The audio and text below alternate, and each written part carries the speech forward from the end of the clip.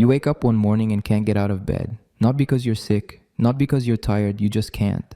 Your therapist says it's depression. Your doctor prescribes medication. Your friends tell you to think positive.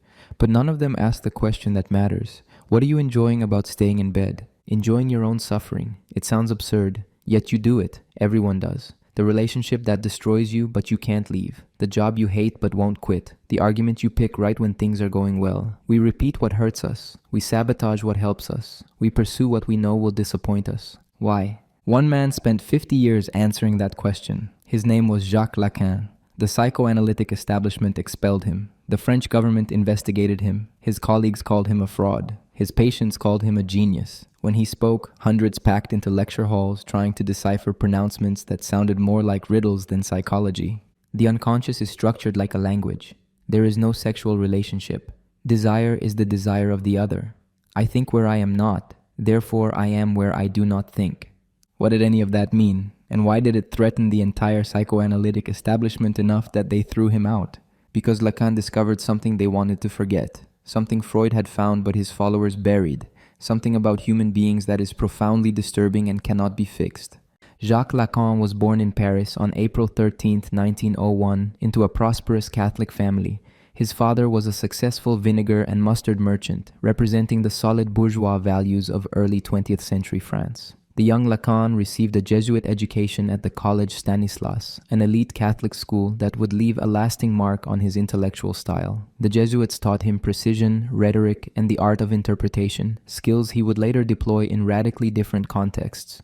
By the 1920s, Lacan had enrolled in medical school, specializing in psychiatry. Paris was then the undisputed capital of intellectual innovation. Surrealism was erupting in the cafes, challenging every assumption about art and consciousness. Lacan attended meetings of surrealist groups and formed friendships with artists like Salvador Dali and writers like Georges Bataille. This immersion in avant-garde culture distinguished him from conventional medical practitioners. While other psychiatrists were content with clinical observation, Lacan was reading philosophy, attending art exhibitions, and questioning the very foundations of rational thought. His doctoral thesis in 1932 examined the case of Amy, a woman who had stabbed a famous actress in a paranoid episode. Rather than simply cataloging symptoms, Lacan analyzed her delusion as a meaningful structure, a system with its own internal logic. The thesis brought him immediate recognition. He was not treating madness as mere biological dysfunction, but as something that revealed fundamental truths about human subjectivity. This approach, treating symptoms as messages rather than malfunctions, would become central to his life's work. In the 1930s, Lacan began attending seminars on Hegel given by Alexandra Koyeva, a Russian émigré philosopher whose lectures were transforming French intellectual life. Koyeva's interpretation of Hegel emphasized desire, recognition, and the inherently conflictual nature of consciousness. These ideas seeped into Lacan's understanding of psychoanalysis. Around the same time, he was reading Freud intensively and undergoing his own analysis. But Lacan was dissatisfied with how psychoanalysis was developing, particularly in America, where it was becoming a comfortable adaptation tool, helping people adjust to society rather than confronting the radical insights Freud had uncovered. The Second World War interrupted everything. Lacan served as a military psychiatrist, and the experience deepened his sense that something was profoundly wrong with the human condition. Something beyond individual neurosis. After the war, he began his own practice and started giving seminars. In 1953, he delivered a lecture known as the Rome Discourse, calling for a return to Freud's original texts, which he believed had been diluted and misunderstood. He argued that psychoanalysis had forgotten its revolutionary core, that the unconscious was not just a repository of repressed urges, but was structured like a language, operating through symbols, metaphors, and substitutions. This return to Freud was also a departure from Freud. Lacan was incorporating ideas from structural linguistics, particularly the work of Ferdinand de Saussure, who had shown that meaning was not inherent in words, but emerged from their relationships within a system. Lacan applied this insight to the unconscious. If language was a structure of differences, then so was the psyche. Our symptoms, our slips of the tongue, our dreams, all these were linguistic phenomena, messages encoded in the grammar of the unconscious. The French psychoanalytic establishment was not impressed. Lacan's ideas seemed obscure, his lectures theatrical and provocative. But the real conflict came over his clinical practices. Traditional psychoanalytic sessions lasted exactly 50 minutes. Lacan began experimenting with variable length sessions, sometimes ending them after just a few minutes if he felt a significant statement had been made. The abrupt endings were meant to punctuate meaning, to force the analysand to confront what they had just said. His colleagues viewed this as a dangerous departure from proper technique. In 1953, tensions exploded. A faction within the Paris Psychoanalytic Society, including Lacan, broke away to form a new organization.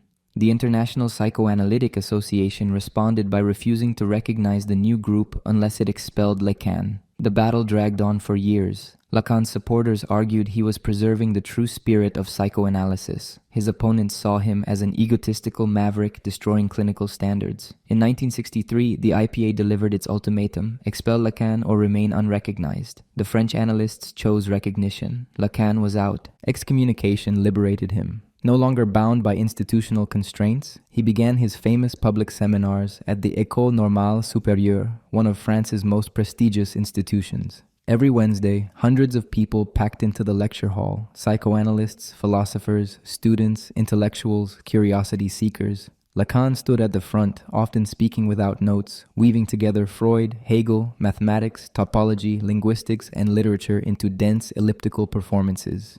The seminars were difficult, sometimes deliberately so.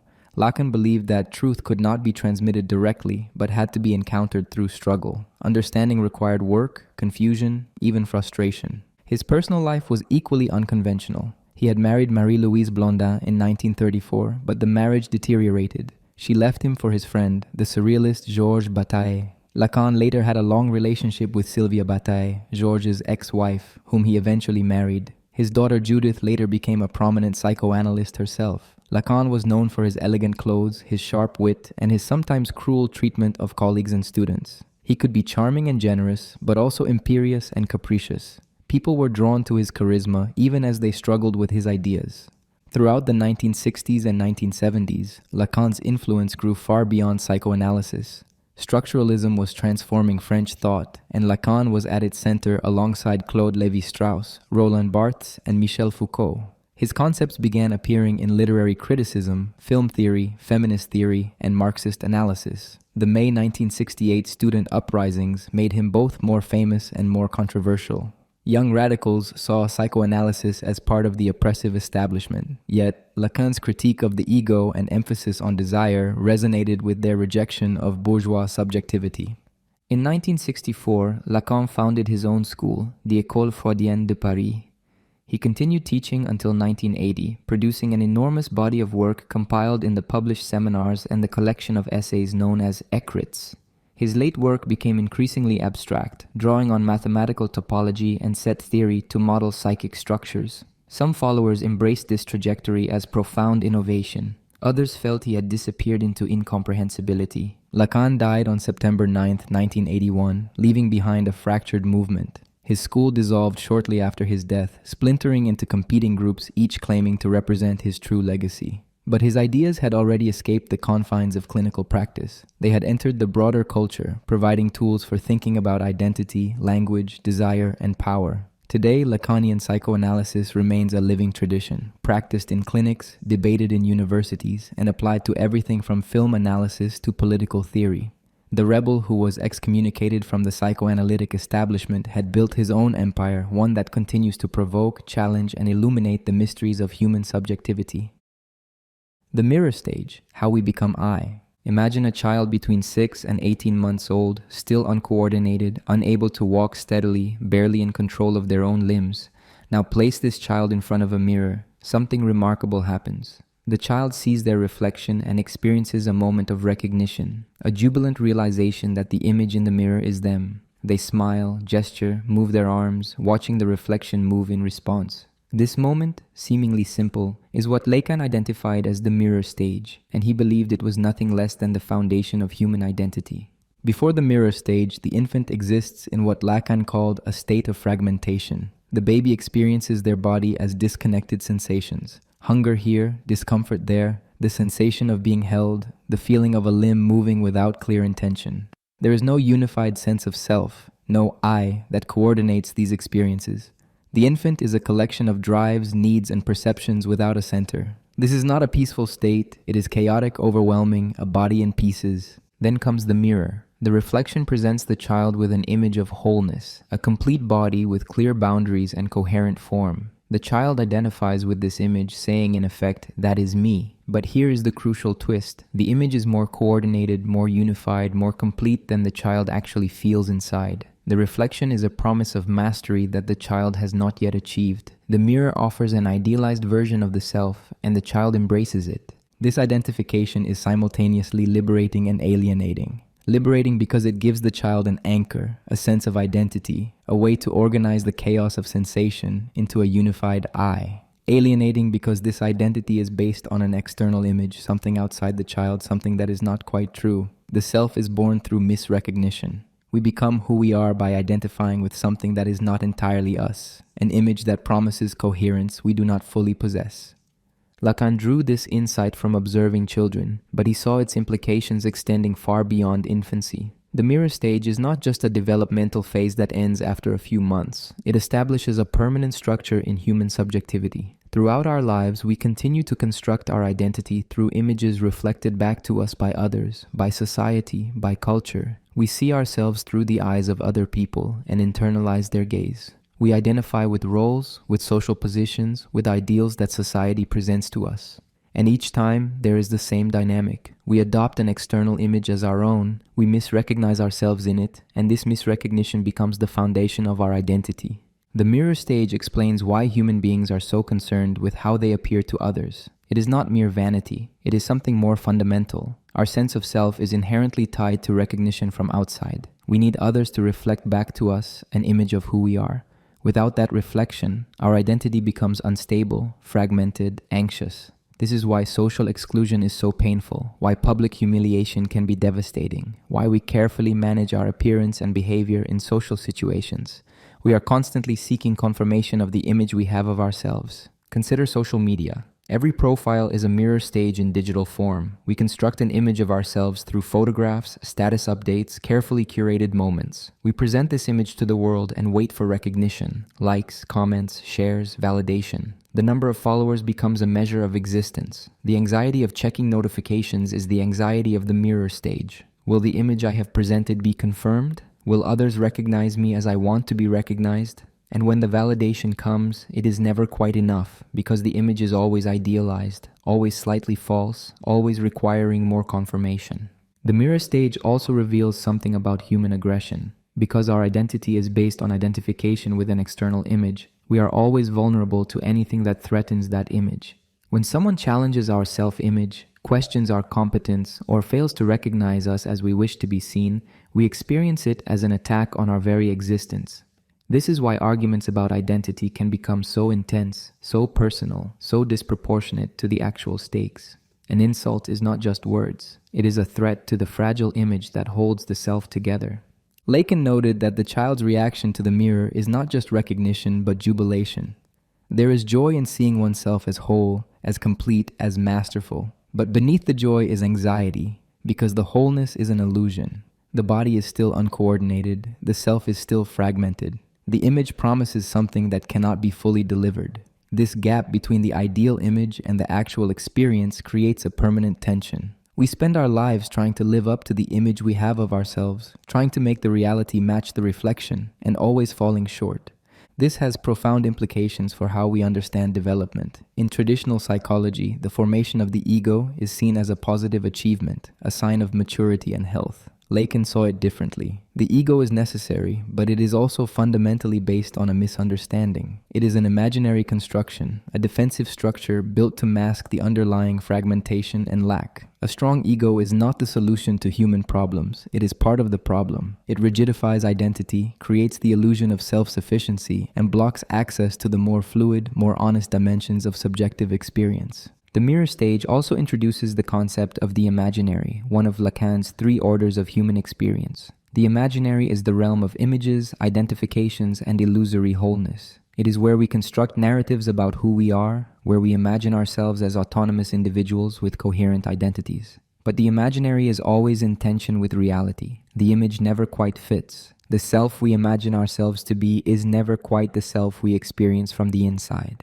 This insight challenges many common assumptions. Self-help culture often encourages us to develop a positive self-image, to visualize our ideal self, to affirm our worth through repeated mantras. From a Lacanian perspective, this is doubling down on the mirror stage, reinforcing the imaginary dimension at the expense of confronting the real fragmentation beneath.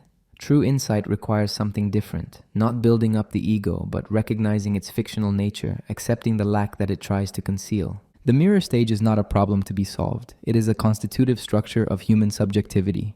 We cannot go back before the mirror, cannot return to some authentic pre-imaginary state. The mirror stage is how we become human, how we enter into language and society and symbolic order. But understanding its mechanism changes how we relate to our own identity. We can recognize the images we identify with as images, constructions, useful fictions rather than solid truths. We can hold our self-concept more lightly, with less defensiveness, with more awareness of the gap between image and experience. This is the beginning of Lacanian psychoanalysis, recognizing that the I we take for granted is an achievement built on misrecognition, a necessary illusion that organizes our experience but also constrains it. The work of analysis is not to strengthen this I, but to question it, to explore what lies beneath the mirror's surface, to confront the fragmentation and lack that the ego exists to conceal. The mirror stage gives us identity, but it also traps us in an imaginary relation to ourselves. Freedom comes not from perfecting the image, but from recognizing it as an image and learning to live with the irreducible incompleteness it tries to hide. The three orders, real, imaginary, symbolic. Lacan's entire theoretical architecture rests on a tripartite structure, the real, the imaginary, and the symbolic. These are not stages of development that follow one another in sequence. They are three simultaneous dimensions of human experience, three registers that are always operating together, intertwined, and mutually dependent. Understanding how they work is essential to understanding Lacan's vision of what it means to be human. The imaginary is the order we have already encountered in the mirror stage. It is the dimension of images, identifications, and illusory unity. In the imaginary, we experience ourselves and the world through pictures, through visual forms that suggest completeness and coherence. The imaginary is where we construct narratives about who we are, where we imagine ourselves as autonomous individuals with stable identities. It operates through resemblance and opposition, through the dual relationship between self and other, between the subject and the image they identify with. The imaginary is fundamentally dyadic. It is the realm of the one-to-one relation, the face-to-face encounter, the mirroring between self and other. When we fall in love at first sight, when we experience instant antipathy towards someone, when we project our qualities onto another person, we are operating in the imaginary. It is also the dimension of aggressivity, because any threat to our imaginary identity feels like a threat to our existence. In the imaginary, there is no room for difference, no space for mediation. Everything is immediate, visceral, based on identification or opposition. The symbolic is the order of language, law, and social structure. It is what transforms the biological organism into a speaking subject. When the child enters language, they enter a pre-existing system that precedes them and will outlast them. Language is not something we invent, it is something we inherit, and it shapes how we can think and what we can say. The symbolic is the realm of the signifier, the word that represents something but is not the thing itself. Unlike the imaginary, the symbolic is triadic. It requires mediation, the intervention of a third term that breaks up the immediate dyadic relationship. Language only works because words are defined by their difference from other words, because meaning emerges from a system rather than from direct correspondence between word and thing. The father function, what Lacan calls the name of the father, is the paradigmatic symbolic intervention. It inserts law and prohibition into the child's immediate relationship with the mother, introducing structure, difference, and the possibility of meaning. The symbolic is the dimension of rules, institutions, social roles, and abstract relationships. It is where we become subjects in the full sense, positioned within a network of meanings and obligations that exceed our individual existence. Marriage, property, names, citizenship, all of these are symbolic structures. They exist through collective agreement and legal recognition, not through any natural or imaginary correspondence. The symbolic makes society possible, but it also alienates us, because we are forced to articulate our experience through terms we did not choose, through categories that never quite fit. Then there is the real. The real is the most difficult of the three orders to grasp because it is, by definition, what resists symbolization. The real is not reality in the ordinary sense.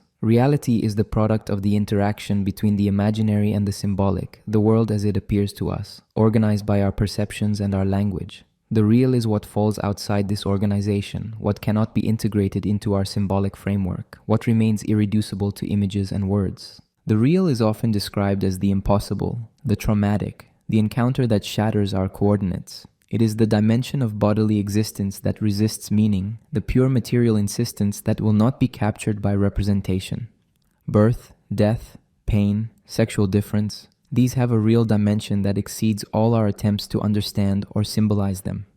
The real is not somewhere else, some mystical beyond. It is the core of our existence, the kernel around which the imaginary and symbolic organize themselves. One way to understand the real is through the concept of trauma. A traumatic event is something that overwhelms the symbolic resources available to process it. It cannot be integrated into narrative, cannot be given meaning, cannot be remembered in the ordinary way. It persists as a kind of psychic foreign body, something that has happened but cannot be fully acknowledged. The compulsion to repeat that Freud identified is an attempt to symbolize the real, to bring the traumatic kernel into language. But the real resists these attempts. It keeps returning, insisting, demanding recognition without ever being fully captured. The relationship between the three orders is complex. The symbolic and the imaginary work together to construct what we experience as reality. The symbolic provides structure and meaning, while the imaginary provides the sense of coherence and unity. But the real intrudes, disrupting their smooth functioning. Dreams, symptoms, slips of the tongue, moments of anxiety. These are points where the real presses against the symbolic imaginary construction, revealing its insufficiency. Lacan used various diagrams to illustrate the relationship between the three orders, most famously the Borromean knot. This is a structure from topology, where three rings are linked in such a way that if any one ring is removed, all three fall apart. The metaphor is precise. The imaginary, symbolic, and real are distinct dimensions, but they only hold together as a unified structure. Remove one, and subjectivity disintegrates. Psychosis, for Lacan, occurs when the symbolic order is not properly constituted, when the name of the father fails to function. Without the anchoring point of the symbolic, the imaginary and real collapse into confusion. Consider an ordinary experience. You are speaking to someone at a party. At the imaginary level, you are managing how you appear, monitoring the other person's reactions, adjusting your self-presentation. At the symbolic level, you are using language, following social conventions, positioning yourself within established roles and expectations. At the level of the real, there is your bodily presence, the sounds you are making, the physical proximity that cannot be fully symbolized, the unpredictable element of the encounter that might produce anxiety or excitement beyond what the conversation ostensibly contains. The three orders also help explain different forms of experience. Anxiety emerges when the real intrudes without the mediating buffer of imaginary or symbolic formations. It is the experience of encountering something with no framework for understanding it. Desire, on the other hand, is sustained by the gap between the symbolic demand and the real that it can never fully articulate. We keep desiring because satisfaction would collapse the structure that generates desire in the first place. Understanding the three orders changes how we think about therapeutic goals. Traditional therapy often aims at strengthening the ego, helping the person construct a more stable and positive self-image. From a Lacanian perspective, this is reinforcing the imaginary at the expense of recognizing the symbolic and the real. Genuine analysis requires traversing the imaginary fantasies, confronting the way the symbolic structures our experience, and approaching the real kernel of our being, not to dissolve it or integrate it, which is impossible, but to reposition ourselves in relation to it. The three orders also provide a framework for cultural criticism. Capitalism, for example, operates heavily in the imaginary, constantly offering images of fulfillment and completeness through commodities. But it also relies on the symbolic, on systems of exchange, contracts, and legal frameworks, and it both exploits and denies the real, exploiting the real of bodily labor and environmental destruction, while promising that consumption can eliminate all lack, all dissatisfaction, all real encounter with finitude. The genius of Lacan's tripartite structure is that it does not reduce human experience to any single dimension. We are not just language-using animals, though we are that. We are not just image-making creatures, though we are that too. And we are not just biological organisms subject to real forces, though that is also true. We are the unstable knotting together of all three, and our existence depends on maintaining that precarious structure. The three orders give us a way to think about the different dimensions of experience without collapsing them into each other, to recognize both the constructed nature of our world and the real that resists all construction. The unconscious is structured like a language. Freud discovered the unconscious. Lacan reinvented it. Where Freud saw a seething cauldron of repressed desires and primitive drives, Lacan saw a linguistic structure, a system operating according to the same rules that govern language itself. This reformulation was not merely theoretical. It changed everything about how psychoanalysis understood symptoms, dreams, slips of the tongue, and the very possibility of therapeutic intervention. The phrase, "the unconscious is structured like a language," appears repeatedly in Lacan's work, and it requires careful unpacking. Lacan was not saying that the unconscious contains language, or that we think in words even when we are not aware of it. He was making a more radical claim. The unconscious operates through the same mechanisms that make language possible. To understand this, we need to examine how language actually works. Ferdinand de Saussure, the Swiss linguist whose work Lacan drew upon extensively, demonstrated that meaning in language does not come from words pointing to things. The word dog does not mean what it means because it somehow resembles dogs or contains some essence of dogness. It means what it means because it is different from cat, from log, from God, from every other word in the system. Meaning is differential, emerging from relationships within a structure rather than from direct correspondence to reality. Saussure divided the linguistic sign into two components, the signifier, which is the sound image or written mark, and the signified, which is the concept. In conventional linguistics, these two are bound together in a stable relationship. The signifier tree reliably evokes the concept of tree.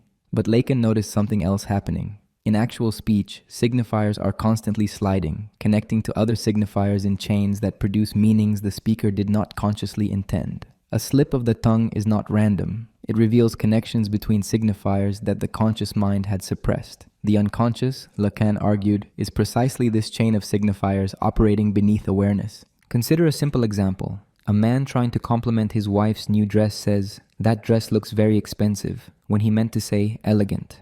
The slip reveals an unconscious association between appearance and cost, perhaps an unacknowledged resentment about spending, perhaps a reduction of his wife to an object of financial investment.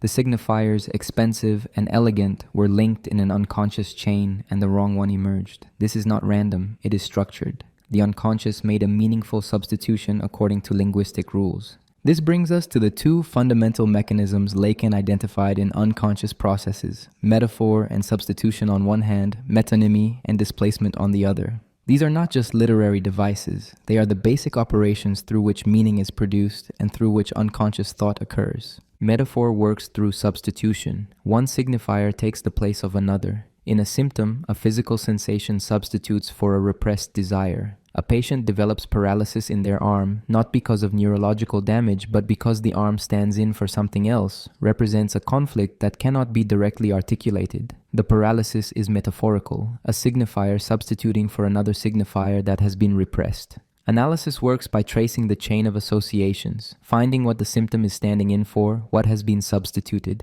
Metonymy works through contiguity and displacement. Desire shifts from one object to another, never settling, always moving along a chain of associations. A child desires the mother's attention, which becomes associated with the breast, which becomes associated with milk, which later becomes associated with other objects of oral gratification, and so on indefinitely. Desire slides along this metonymic chain, attaching to one object after another, none of which fully satisfies because the original object was itself a stand-in for something that can never be recovered. Freud's interpretation of dreams provides abundant evidence for these mechanisms. In dreams, one person can represent another through visual resemblance or through an association of ideas. This is metaphoric substitution.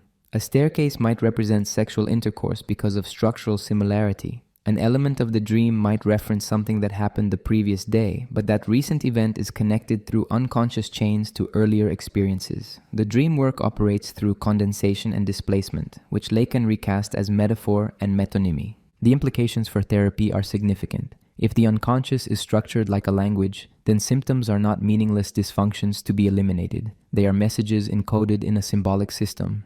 The paralyzed arm is speaking, the phobia is articulating something, the obsessive ritual is saying something that cannot be said directly. The analyst's role is not to decode these messages through some master key of universal symbols, which would be to treat the unconscious as a secret language rather than as structured like language. Instead, the analyst listens for how signifiers connect and resonate within the particular history of this individual. This approach requires attention to the signifier itself, to the sound and form of words, rather than just their conventional meaning. A patient says they feel bored when they mean bored, and the homophone reveals an unconscious connection between emotional emptiness and being a board, flat and wooden, perhaps how they experience themselves in their family.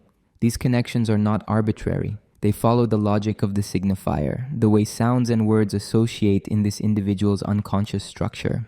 Lacan's famous technique of the variable length session relates directly to this understanding. By ending a session at a moment when a significant signifier has emerged, the analyst punctuates the chain of speech, forcing that signifier to resonate, to echo, to work on the patient between sessions. The abrupt ending acts like a period in a sentence, giving weight and emphasis to what was just said. The patient leaves with a word or phrase suspended, unresolved, and the unconscious continues to work on it.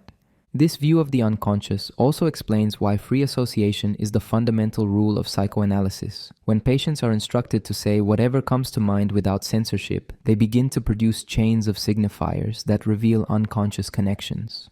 One word leads to another not through logical thought but through linguistic association, rhyme, rhythm, similarity of sound, contiguity in memory. The analyst listens not for hidden content, but for the formal structures of these associations, for the patterns of connection that the patient unconsciously follows. Language, in this framework, is not a tool we use to express pre-existing thoughts. It is what structures thought itself. Before we speak, we do not have a clear idea that we then translate into words. The words themselves generate the idea, reveal it, even surprise us. We discover what we think by speaking. This is why testimony is so powerful, why putting trauma into words can have therapeutic effects even when no interpretation is offered. The act of symbolization itself changes our relationship to experience. The unconscious structured like a language also means the unconscious is social. Language does not belong to any individual. It is a collective system we enter into, inherit, and are shaped by. Our most private thoughts use words we did not invent. Our symptoms express conflicts using the symbolic materials our culture provides. The unconscious is not some purely interior realm cut off from society. It is the internalization of the social order, the way cultural structures and linguistic systems become embedded in individual subjectivity. This has political implications. If the unconscious is linguistic, then power operates not just through force or ideology, but through the control of signifiers, through the ability to determine what can and cannot be said. Censorship works not just by prohibiting statements, but by foreclosing certain chains of signification. Revolutionary politics requires not just new ideas, but new languages, new ways of linking signifiers that break with established patterns. Understanding the unconscious as structured like a language also transforms how we think about resistance.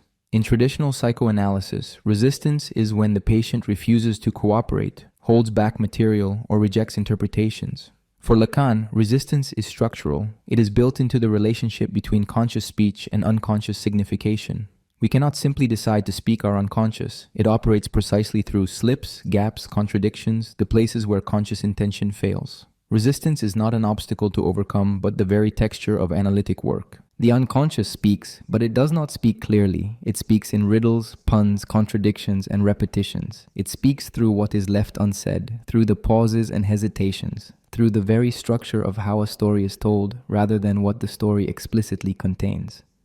Lacan often quoted Freud's phrase that the unconscious knows no negation. If someone says, "I'm not thinking about my mother," the unconscious has just announced that the mother is precisely what is being thought about. The negation marks the presence it tries to deny. This linguistic unconscious is neither mystical nor reductive. It does not replace the body with pure textuality. The body remains, but it enters human experience through language, becomes eroticized through signifiers, develops symptoms that are simultaneously physical and symbolic. The body speaks, but what it says is structured by the same mechanisms that structure language. A somatic symptom is a bodily signifier in a chain that analysis can trace. The unconscious, structured like a language, means there is no meta-language, no position outside language from which we could master or fully understand it. The analyst is within language just as much as the patient. Interpretation is not translation from unconscious to conscious, from one language to another. It is a shift within the same system, a reconnection of signifiers that changes how the chain operates. Analysis succeeds not when everything is made conscious, but when the relationship between conscious and unconscious shifts, when the subject can hear what their symptoms have been saying all along. Desire and the other. What do we really want? Human beings spend their entire lives pursuing desires. We want food, sex, recognition, success, love, meaning, objects, experiences. The pursuit of these desires organizes our daily activities and shapes our life trajectories. But what exactly is desire? Where does it come from? And why does satisfaction seem to constantly elude us even when we get what we think we want? Lacan's theory of desire is among his most important and most misunderstood contributions. Desire in the Lacanian framework is not a biological drive seeking satisfaction. It is not hunger or sexual need in the straightforward sense. It is something specifically human, something that emerges from our entry into language and our relationship with others. To understand desire, we must distinguish it from two related but different concepts, need and demand. Need is biological. An infant needs food to survive, needs warmth, needs care. Need has specific objects that can satisfy it. When you are thirsty, water satisfies the need. When you are cold, warmth satisfies the need. Need is tied to the body and its requirements for survival. It operates in the real, in the realm of biological necessity. Demand emerges when need is articulated through language. The infant cries, and this cry is interpreted by the caregiver. The cry becomes a demand for food, for comfort, for attention. But something changes in this translation from need to demand. The demand is addressed to another person, and it carries within it an implicit demand for love, for recognition, for presence. When the child asks for milk, they are also asking the mother to be there, to attend to them, to recognize them. Demand always exceeds need because it seeks not just satisfaction, but acknowledgement from the other. Desire emerges in the gap between need and demand. When the mother responds to the child's cry, she provides milk, satisfying the need. But the demand was for more than milk. It was for her love, her recognition, her presence. Some dimension of the demand remains unsatisfied even when the need is met.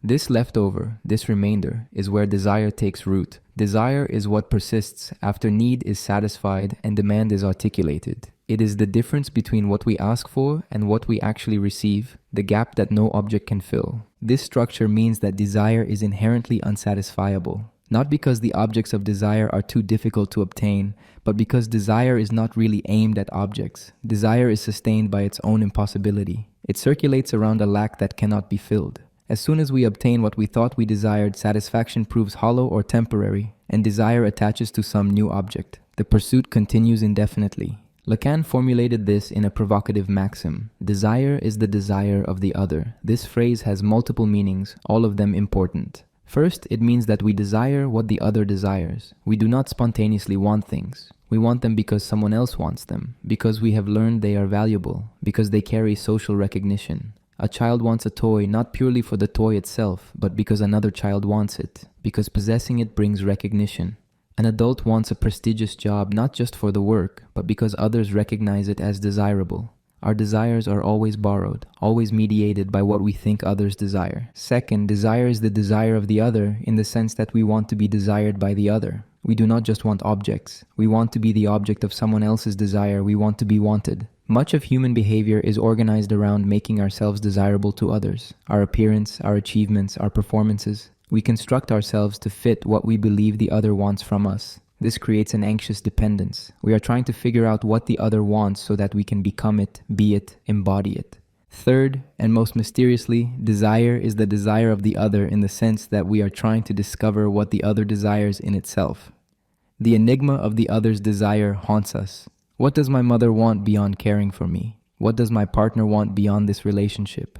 The opacity of the other's desire generates anxiety and fascination. We sense that the other wants something we cannot give, something we cannot even identify, and this drives us to constantly interrogate, interpret, and attempt to satisfy an impossible demand. This structure explains why desire is so closely linked to fantasy. Fantasy is not just daydreaming, it is the scenario we construct to answer the question of the other's desire. Fantasy provides a frame that tells us what the other wants from us and positions us in relation to that desire. In fantasy, we know our role, we know what is wanted, we know how to be desired. Fantasy is thus a defense against the anxiety of not knowing what the other wants. It provides certainty where there is none. Consider romantic relationships. We often think we desire specific qualities in a partner: intelligence, beauty, kindness. But Lacanian theory suggests something more complex is happening. We desire the partner precisely because they represent the enigmatic desire of the other.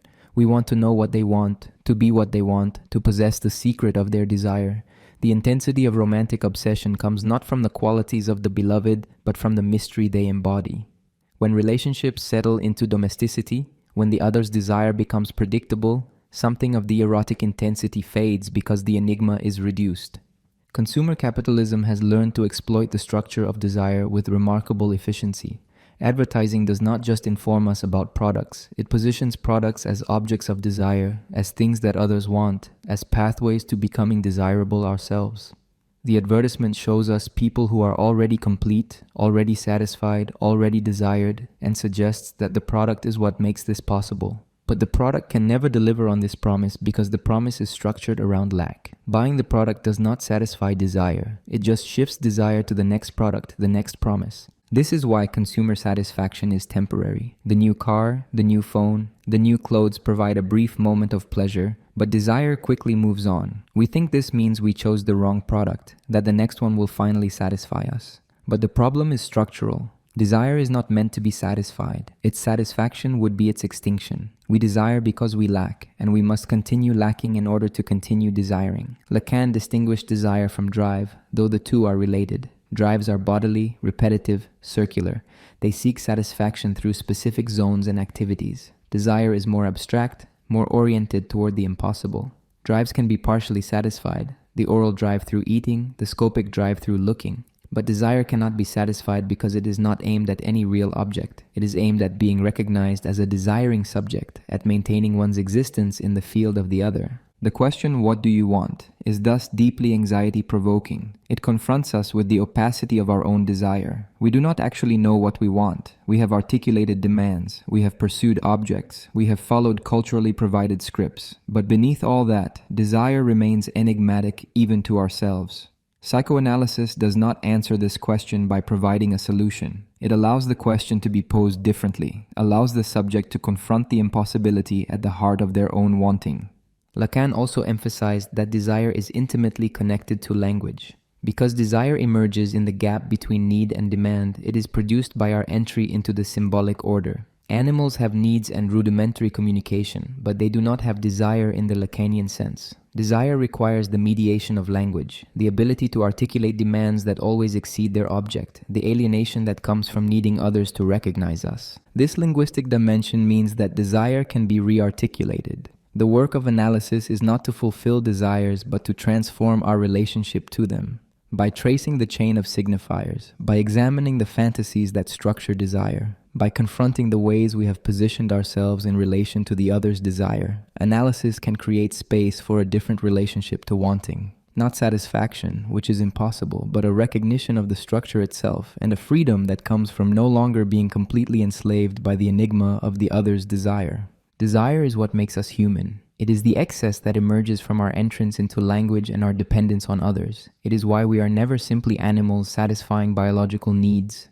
We are creatures haunted by an impossible wanting, pursuing objects that can never complete us, constructing ourselves to be desired by an other whose desire remains fundamentally mysterious. Understanding desire does not eliminate it, but it changes how we live within its paradoxes, allowing us to recognize the gap, the lack, the impossibility not as failures to be overcome, but as the very structure of human existence.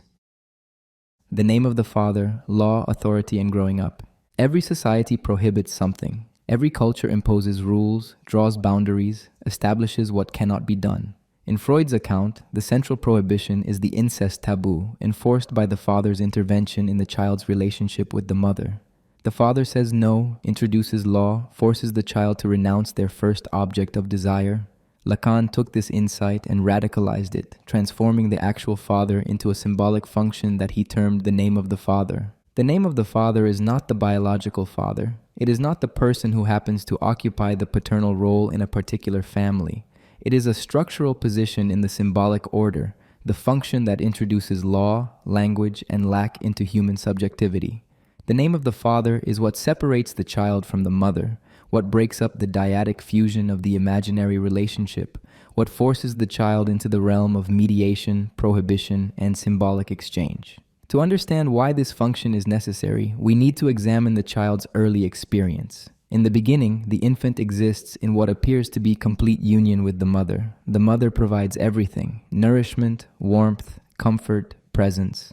From the infant's perspective, there is no clear boundary between self and mother. The mother seems omnipotent, able to satisfy all needs, and the infant seems to be the sole object of the mother's attention and care. But this situation is untenable. The mother cannot be perpetually present. She has her own desires, her own life beyond the child. She comes and goes. Sometimes she responds immediately to the infant's cries, sometimes she delays. Her presence is not guaranteed. This introduces the first experience of anxiety and lack. The child begins to sense that the mother is not entirely theirs, that she wants something beyond the child, that she is oriented towards something else. This something else is what Lacan calls the phallus in its symbolic dimension. The phallus is not the biological organ, it is the signifier of desire, the marker of what is desired, the symbol of completeness and power. The child perceives that the mother desires the phallus, desires something she lacks. The child then attempts to be the phallus for the mother, to become the object that would complete her, that would capture her desire entirely. The child tries to fill the mother's lack, to be everything for her. This is where the name of the father intervenes. The paternal function announces that the mother's desire is directed elsewhere, that there is a law that prohibits the complete fusion between mother and child, that the child cannot have exclusive possession of the mother. The father, in the structural sense, represents the mother's desire for something beyond the child. He is the one toward whom the mother's desire is oriented, the one who possesses the phallus symbolically, the one who stands for law and prohibition. The child is forced to accept a fundamental renunciation. They cannot be the phallus for the mother. They cannot complete her. They must accept that the mother desires elsewhere, that there is a prohibition against incestuous fusion, that they are subject to law. This acceptance is what Lacan calls symbolic castration. It is not actual physical castration, nor is it even primarily about the body. It is the acceptance of lack, the recognition that one cannot be everything, that desire will remain unsatisfied, that the law imposes limits. This might sound like a loss, and it is, but it is also what allows the child to enter the symbolic order, to become a speaking subject, to participate in society and culture. By accepting castration, by renouncing the impossible project of being the mother's sole object, the child gains access to language, to law, to the entire system of symbolic exchange. The name of the father is what anchors the subject in the symbolic, what prevents them from remaining trapped in the imaginary dyad with the mother. The paternal metaphor, as Lacan calls it, operates through substitution. The name of the father substitutes for the mother's desire. It gives meaning to her comings and goings, her absences and presences. It answers the child's agonized question, where does she go, what does she want, with a symbolic answer. She wants the father, she wants what the law represents, she is oriented toward the symbolic order rather than remaining fused with you. This substitution creates meaning where there was only anxiety. When the name of the father functions properly, the child accepts symbolic castration and enters the neurotic structure. Neurosis, in Lacanian terms, is the normal human condition. It means the subject has accepted lack, has submitted to the law, has renounced the impossible fusion. The neurotic subject experiences desire, anxiety, symptoms, but they remain oriented within the symbolic order. They can speak, work, form relationships, participate in social life. But what happens when the name of the father does not function? When the paternal metaphor fails to install itself? Lacan argued this results in psychosis. Without the anchoring point of the name of the father, the symbolic order does not properly constitute itself. The subject cannot fully enter language, cannot accept castration, remains in a catastrophic relationship with the real. The distinction between self and other, inside and outside, symbolic and imaginary collapses. Hallucinations and delusions are attempts to construct meaning when the fundamental symbolic coordinates are missing. This does not mean that psychosis is caused by the absence of an actual father. Many people grow up without fathers and do not become psychotic. The name of the father is a function, not a person. It can be transmitted by mothers, by social institutions, by language itself. What matters is whether the function operates, whether the law is installed, whether symbolic castration occurs. Conversely, having a tyrannical or abusive father does not guarantee the paternal function is operating. An abusive father might be too present, too real, blocking rather than enabling entry into the symbolic. The concept of the name of the father has been controversial, particularly from feminist perspectives. It seems to enshrine patriarchy at the heart of psychic structure, making male authority necessary for psychological development. Lacan's defenders argue this is a misreading. The function is not inherently male. The phallus is a signifier, not a biological organ. In principle, any structure that introduces law, mediation, and symbolic order could fulfill this function. The patriarchal family is historically how this function has been transmitted, but it is not the only possible form. Contemporary Lacanian theory has explored alternatives and variations. Some argue for the possibility of multiple names of the father, plural forms of symbolic authority that do not rely on a single patriarchal figure. Others examine how modern society has witnessed a decline of traditional paternal authority, with significant consequences for subjectivity. Without strong symbolic structures, subjects are left more exposed to imaginary relations and to the overwhelming proximity of the real. This decline of the paternal function might explain certain contemporary phenomena. The difficulty many people have accepting limits, the demand for immediate satisfaction, the sense that rules do not apply, the blurring of boundaries between public and private, real and virtual, these could be understood as effects of weakened symbolic authority. When the name of the father does not effectively function, subjects lack the anchoring point that would allow them to navigate desire, law, and social existence. Education and social institutions have traditionally reinforced the paternal function. Schools impose rules, demand delay of gratification, insist on standards and evaluations. These are ways of transmitting the law, of forcing the subject to accept that they cannot have everything immediately, that their desires must be mediated by social structures. The weakening of educational authority, the therapeutic culture that prioritizes self-esteem over achievement, the reluctance to impose limits, these shifts might undermine the transmission of symbolic castration. Yet the name of the father is not simply something to be celebrated or restored. The law it represents is also repressive, limiting, potentially stifling. Neurosis is structured around the compromises we make with the law, the ways we contort ourselves to fit its demands. Symptoms express what we had to renounce in order to become social subjects. There is always a tension between the necessity of the symbolic order and its costs. Lacan himself was ambivalent about authority. He challenged the psychoanalytic establishment, rejected traditional clinical protocols, insisted on individual freedom in the analytic setting. Yet he also emphasized the necessity of accepting lack, of recognizing limits, of understanding that not everything is possible. His own teaching style combined fierce authority with unpredictable disruption, embodying the paradox of the paternal function, necessary but never final, structural but open to subversion. The name of the father ultimately represents the fact that human beings cannot exist in pure immediacy. We are separated from nature by language, alienated from direct satisfaction by the mediation of symbols and laws. This separation is what makes us human, what allows culture and meaning, but it comes at a cost. We are forever marked by lack, forever seeking what was renounced in our entry into the symbolic. The paternal function is what facilitates this entry, what allows us to become subjects rather than remaining trapped in psychotic confusion or imaginary fusion. It is the condition of possibility for desire, language, and social existence, even as it imposes the limits we spend our lives negotiating. The Four Discourses, How We Communicate Power. In the late 1960s, Lacan developed a theory of four fundamental discourses that structure social relations and the circulation of knowledge and power. These discourses are not just ways of speaking, they are structural positions that determine how subjects relate to each other, how knowledge is transmitted, how authority operates, and how desire and truth circulate in social space. The four discourses, Master's Discourse, University Discourse, Hysterics Discourse, and Analyst's Discourse, provide a framework for analyzing everything from classroom dynamics to political structures to therapeutic relationships.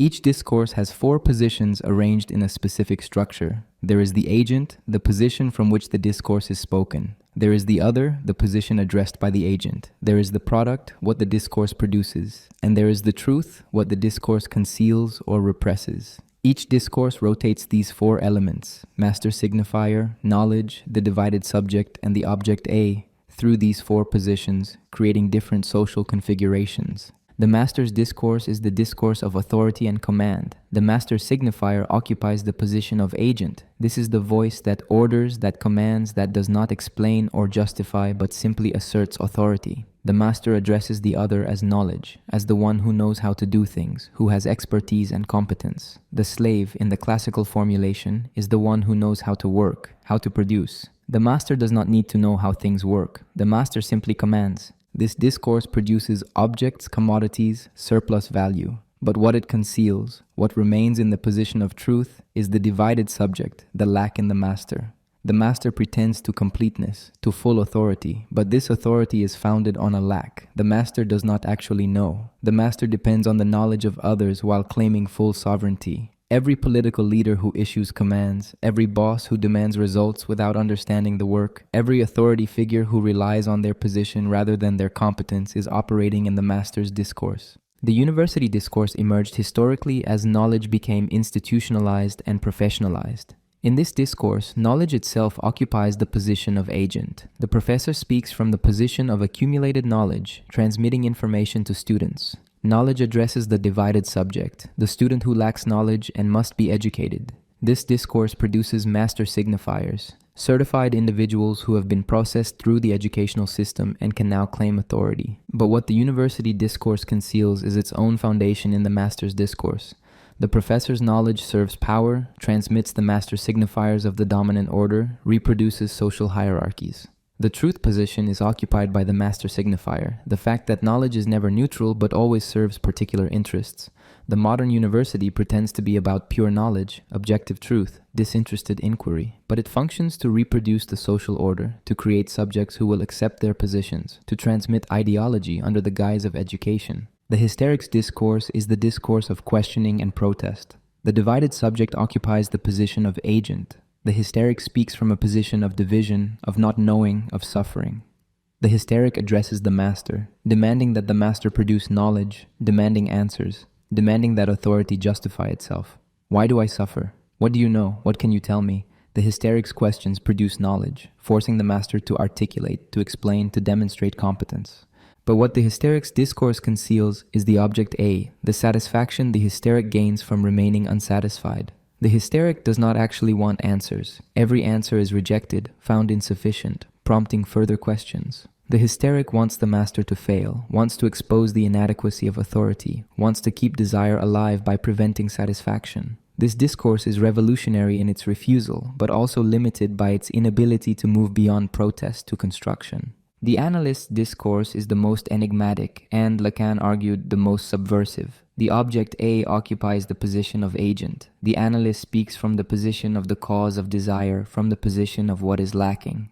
The analyst addresses the divided subject, allowing the subject's division to speak. This discourse produces master signifiers, but these are the subject's own signifiers, not those imposed by education or authority. What is concealed, occupying the truth position, is knowledge, the analyst's theoretical knowledge, which must be suspended for the analysis to work. The analyst does not speak from knowledge or authority. The analyst occupies the position of the object, becoming the cause of the patient's discourse, the empty screen onto which the patient projects their fantasies and transferences. By refusing to occupy the position of master or teacher, the analyst allows the patient's unconscious to speak, allows new signifiers to emerge. This discourse is revolutionary because it does not reproduce existing power structures but creates space for subjective transformation. These four discourses are not just abstract schema, they describe actual social positions and relationships. Consider a political debate. The candidates typically speak from the master's discourse, issuing commands and promises from positions of claimed authority. Political experts and commentators often speak from the university discourse, explaining and analyzing from positions of knowledge. Activists and protesters often speak from the hysterics discourse, questioning authority and demanding answers. Rare are those who speak from the analyst's discourse, refusing both mastery and knowledge to create space for genuine questioning. Or consider a classroom. Traditional education operates primarily in the university discourse, with the teacher transmitting knowledge to students. But effective teaching often involves moments of the hysterics discourse, where students question and challenge, forcing the teacher to produce new knowledge. The worst teaching remains stuck in the master's discourse, where authority replaces explanation, where students are expected to obey rather than understand. Lacan developed this theory in the context of the May 1968 student uprisings in Paris. He was deeply critical of the revolutionary rhetoric that simply sought to replace one master with another. True revolution, he argued, would require moving beyond the master's discourse entirely, recognizing the structural positions that reproduce domination. Simply putting workers or students in charge does not change the discourse. It just rotates different people through the same positions. The university discourse received particular criticism from Lacan. He saw it as potentially more insidious than the master's discourse because it conceals its relationship to power behind the facade of objective knowledge. The professor claims to be merely transmitting neutral information, but actually reproduces the master signifiers that maintain social order. Students are taught what to think while being told they are learning how to think. Expertise becomes a form of domination. Modern bureaucracy operates largely through the university discourse. Decisions are justified by reference to knowledge, studies, data, expertise. The bureaucrat claims to be simply applying objective criteria, following rational procedures. But this knowledge serves power, legitimates decisions already made, excludes those without the right credentials. The tyranny of expertise can be more total than the tyranny of traditional authority because it is harder to challenge. Capitalism combines elements of all four discourses in complex ways. It speaks from the master's discourse in its commands and imperatives: buy, consume, work. It relies on the university discourse in its technical knowledge, its marketing research, its management theories. It exploits the hysterics discourse by constantly creating dissatisfaction, making subjects question whether they have enough, whether they are enough. And it mimics the analyst's discourse by positioning products as objects A, as causes of desire that promise but never deliver satisfaction. The analyst's discourse represents a possibility of escaping these cycles, but it is fragile and easily collapsed back into the other discourses. The analyst who becomes too certain, too knowledgeable, slips into the university discourse. The analyst who becomes authoritative, giving commands and directions, falls into the master's discourse. The analyst who becomes invested in the patient's suffering, who needs the analysis never to end, has adopted the hysterics position. Maintaining the analyst's discourse requires constant vigilance, constant suspension of the temptation to know, to command, to be satisfied with symptoms. These four discourses are not the only possible forms of social relation, but they capture fundamental structures that recur across different contexts and historical periods. Understanding them allows us to analyze how power circulates in conversations, how authority legitimates itself, how knowledge can serve domination, and how genuine questioning and transformation might become possible. The discourses show that power is not just a matter of who speaks, but of the structural position from which speech emerges and the relationships that speech creates and maintains. Objet petit a, the object of our obsession. At the center of Lacan's mature theory is one of his most elusive concepts, objet petit a, usually written as object A. This is not an object in the ordinary sense. It is not something we can point to, possess, or even clearly define. It is the object cause of desire, the enigmatic element that sets desire in motion and keeps it circulating without ever being captured. Understanding object A requires unraveling one of the most paradoxical structures in Lacanian thought. The letter A stands for autre, French for other, but it is petit a, small other, to distinguish it from the grand autre, the big other of the symbolic order. Object A is a piece of the other that has become separated, a leftover, a remainder that did not get absorbed into the symbolic structure. It is what falls out when the subject enters language, what cannot be symbolized but continues to exert its effects. To approach this concept, we can begin with a phenomenon everyone has experienced. You become fixated on someone, obsessed with them in a way that seems disproportionate to their actual qualities. If asked what attracts you, you might list attributes: intelligence, humor, appearance. But these explanations never quite capture it. There is something else, something you cannot articulate, some detail or quality that fascinates you beyond all reason. The way they laugh, a particular gesture, the tone of their voice in certain moments. This ineffable something is object A. Object A is what makes an object desirable beyond its utility or its symbolic meaning. Two physically similar people might provoke completely different levels of desire because one embodies object A for you and the other does not. Object A is not a property of the object itself. It is something you invest in the object, a fragment of your own lost enjoyment that you project outward and then pursue in the external world. Lacan identified several forms that objecta typically takes, corresponding to the primary zones of the body and the drives. The oral object A is the breast, but not the actual breast that provides milk. It is the lost object of oral satisfaction, the impossible fullness of the first feeding that can never be recovered. The anal object A is feces, representing mastery and control, the first gift the child gives and withholds. The scopic object A is the gaze, not your own look, but the imagined gaze of the other watching you. The invocatory object A is the voice, not as communication, but as a commanding presence that calls to you. These objects are paradoxical because they are both part of the body and separated from it. They are pieces that have been lost or detached, but continue to function as magnets for desire. You can never recover them, never reintegrate them, never fully possess them, but you keep trying. They are the objects around which the drives circulate endlessly without resolution. In consumer culture, object A is everywhere. Advertising works by positioning products as objects A, as things that will complete you, satisfy you, make you whole. The new phone, the perfect vacation, the luxury car, these are presented as objects that will finally deliver satisfaction, that will fill the lack. But they cannot deliver on this promise because they are not actually object A. They are ordinary commodities masquerading as the object cause of desire. This is why consumption never satisfies. The product is consumed, the pleasure is brief, and desire immediately shifts to the next product. Brands understand this intuitively. They do not just sell products. They sell identity, lifestyle, the promise of being desired. When you buy the brand, you are trying to appropriate object A, to become desirable yourself by possessing what is supposedly desirable. The logo becomes a fetish, a marker of an imaginary completeness. People will pay enormous premiums for branded goods that are functionally identical to cheaper alternatives because the brand carries the investment of object A.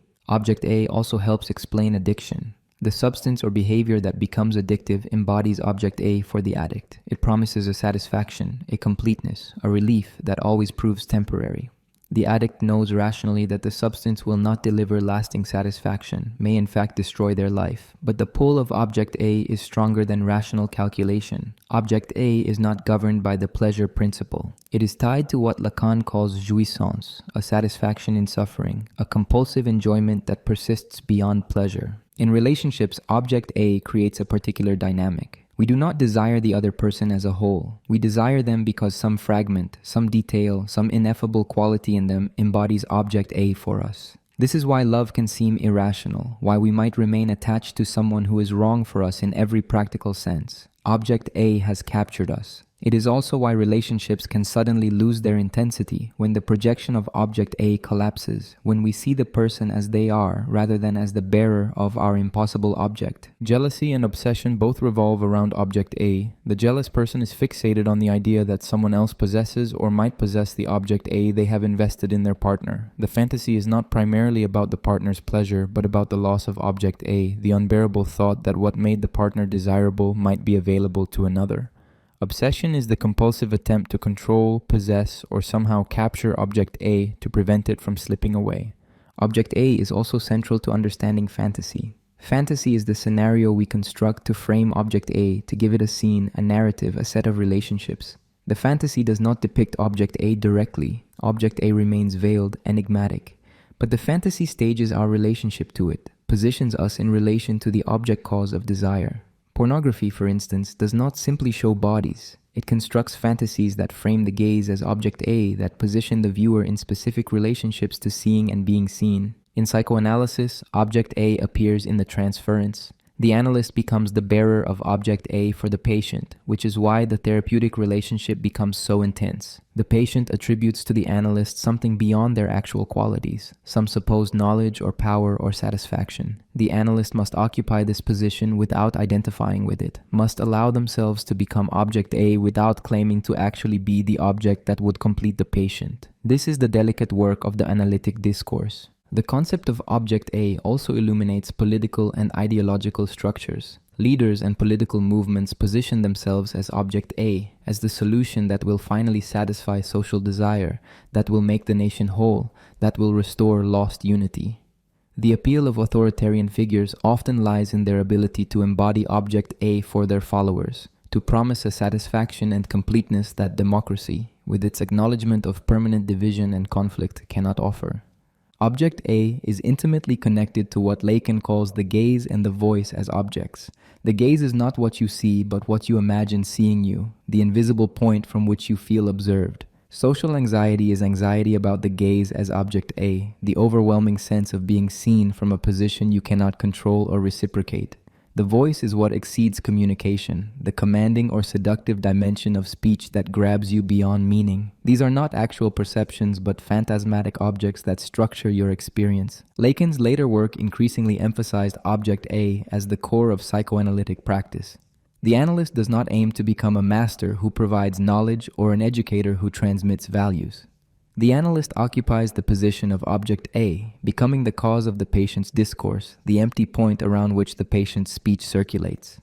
By refusing to satisfy, refusing to give answers, refusing to become what the patient demands, the analyst allows object A to function, allows desire to continue moving rather than settling into imaginary satisfaction.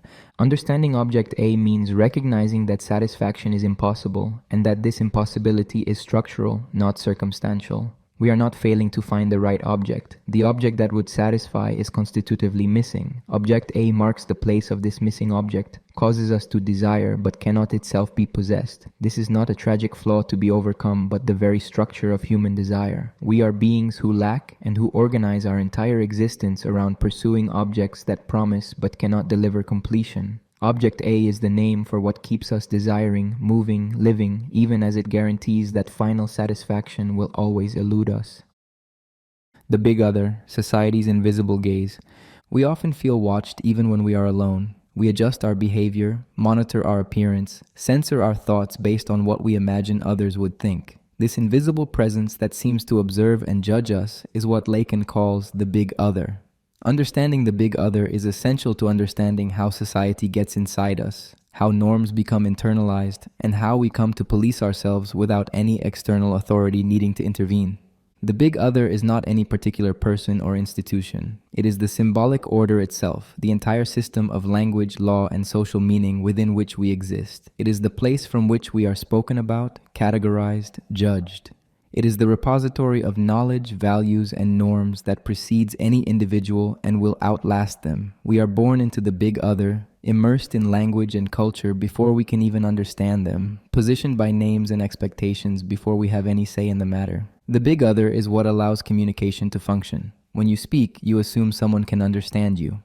You assume there is a shared system of meaning, a common language, a set of conventions that make interpretation possible. This shared system is the big other. It is what guarantees that words have relatively stable meanings, that social interactions follow recognizable patterns, that contracts and promises can have force. Without the big other, there would be no symbolic order, no society, no meaningful interaction. But the big other is also what alienates us. We must use language we did not create to express experiences that are uniquely ours. We must fit ourselves into social categories that were established long before we arrived. We must accept names, identities, and positions assigned to us by systems we had no hand in designing. The big other speaks us as much as we speak through it. Our most intimate thoughts use words and concepts borrowed from the collective symbolic order. Lacan sometimes spoke of the big other as a subject supposed to know. We act as if someone, somewhere knows what is really going on, knows the truth, has the answers. In childhood, this role is often occupied by parents. The child believes the parents know everything, can solve every problem, have complete understanding. As we grow, we transfer this supposition to other figures: teachers, doctors, experts, God, science, the law. We act as if there is an ultimate authority that knows, even when we consciously recognize that no such authority exists. This supposition has powerful effects. It structures how we relate to institutions and authorities. When a doctor gives a diagnosis, we treat it as truth, not just because of the doctor's individual knowledge, but because the doctor represents medical science, which we position as a big other that knows. When a court issues a verdict, we accept it as having force, not just because of the particular judge, but because the law itself functions as big other. The authority of these institutions depends on our collective belief that they know, that they have access to truth. But Lacan emphasized a crucial and disturbing insight. The big other does not exist. Or more precisely, the big other does not exist in the way we imagine it. There is no ultimate authority that knows everything, no final guarantor of meaning, no complete system that can answer all questions. The symbolic order is full of gaps, contradictions, and inconsistencies. The law is incomplete. Science does not have all the answers. Language breaks down at crucial points. The big other is a fiction we collectively maintain. This is what Lacan meant when he wrote that the big other is barred, marked by lack. The symbolic order appears complete and consistent, but this appearance is itself a fantasy. Beneath the facade of coherent institutions and stable meanings, there is absence, contingency, and uncertainty. Society runs on the collective pretense that the big other exists, that someone knows, that everything makes sense. But this pretense covers over a fundamental void. Recognizing that the big other does not exist produces anxiety. If there is no ultimate authority, no final guarantor of meaning, then we are radically unmoored. Nothing has absolute legitimacy. Every norm is contingent. Every truth is provisional. This is unbearable, which is why we constantly reconstruct the fiction of the big other, projecting completeness and knowledge onto institutions that cannot actually deliver them.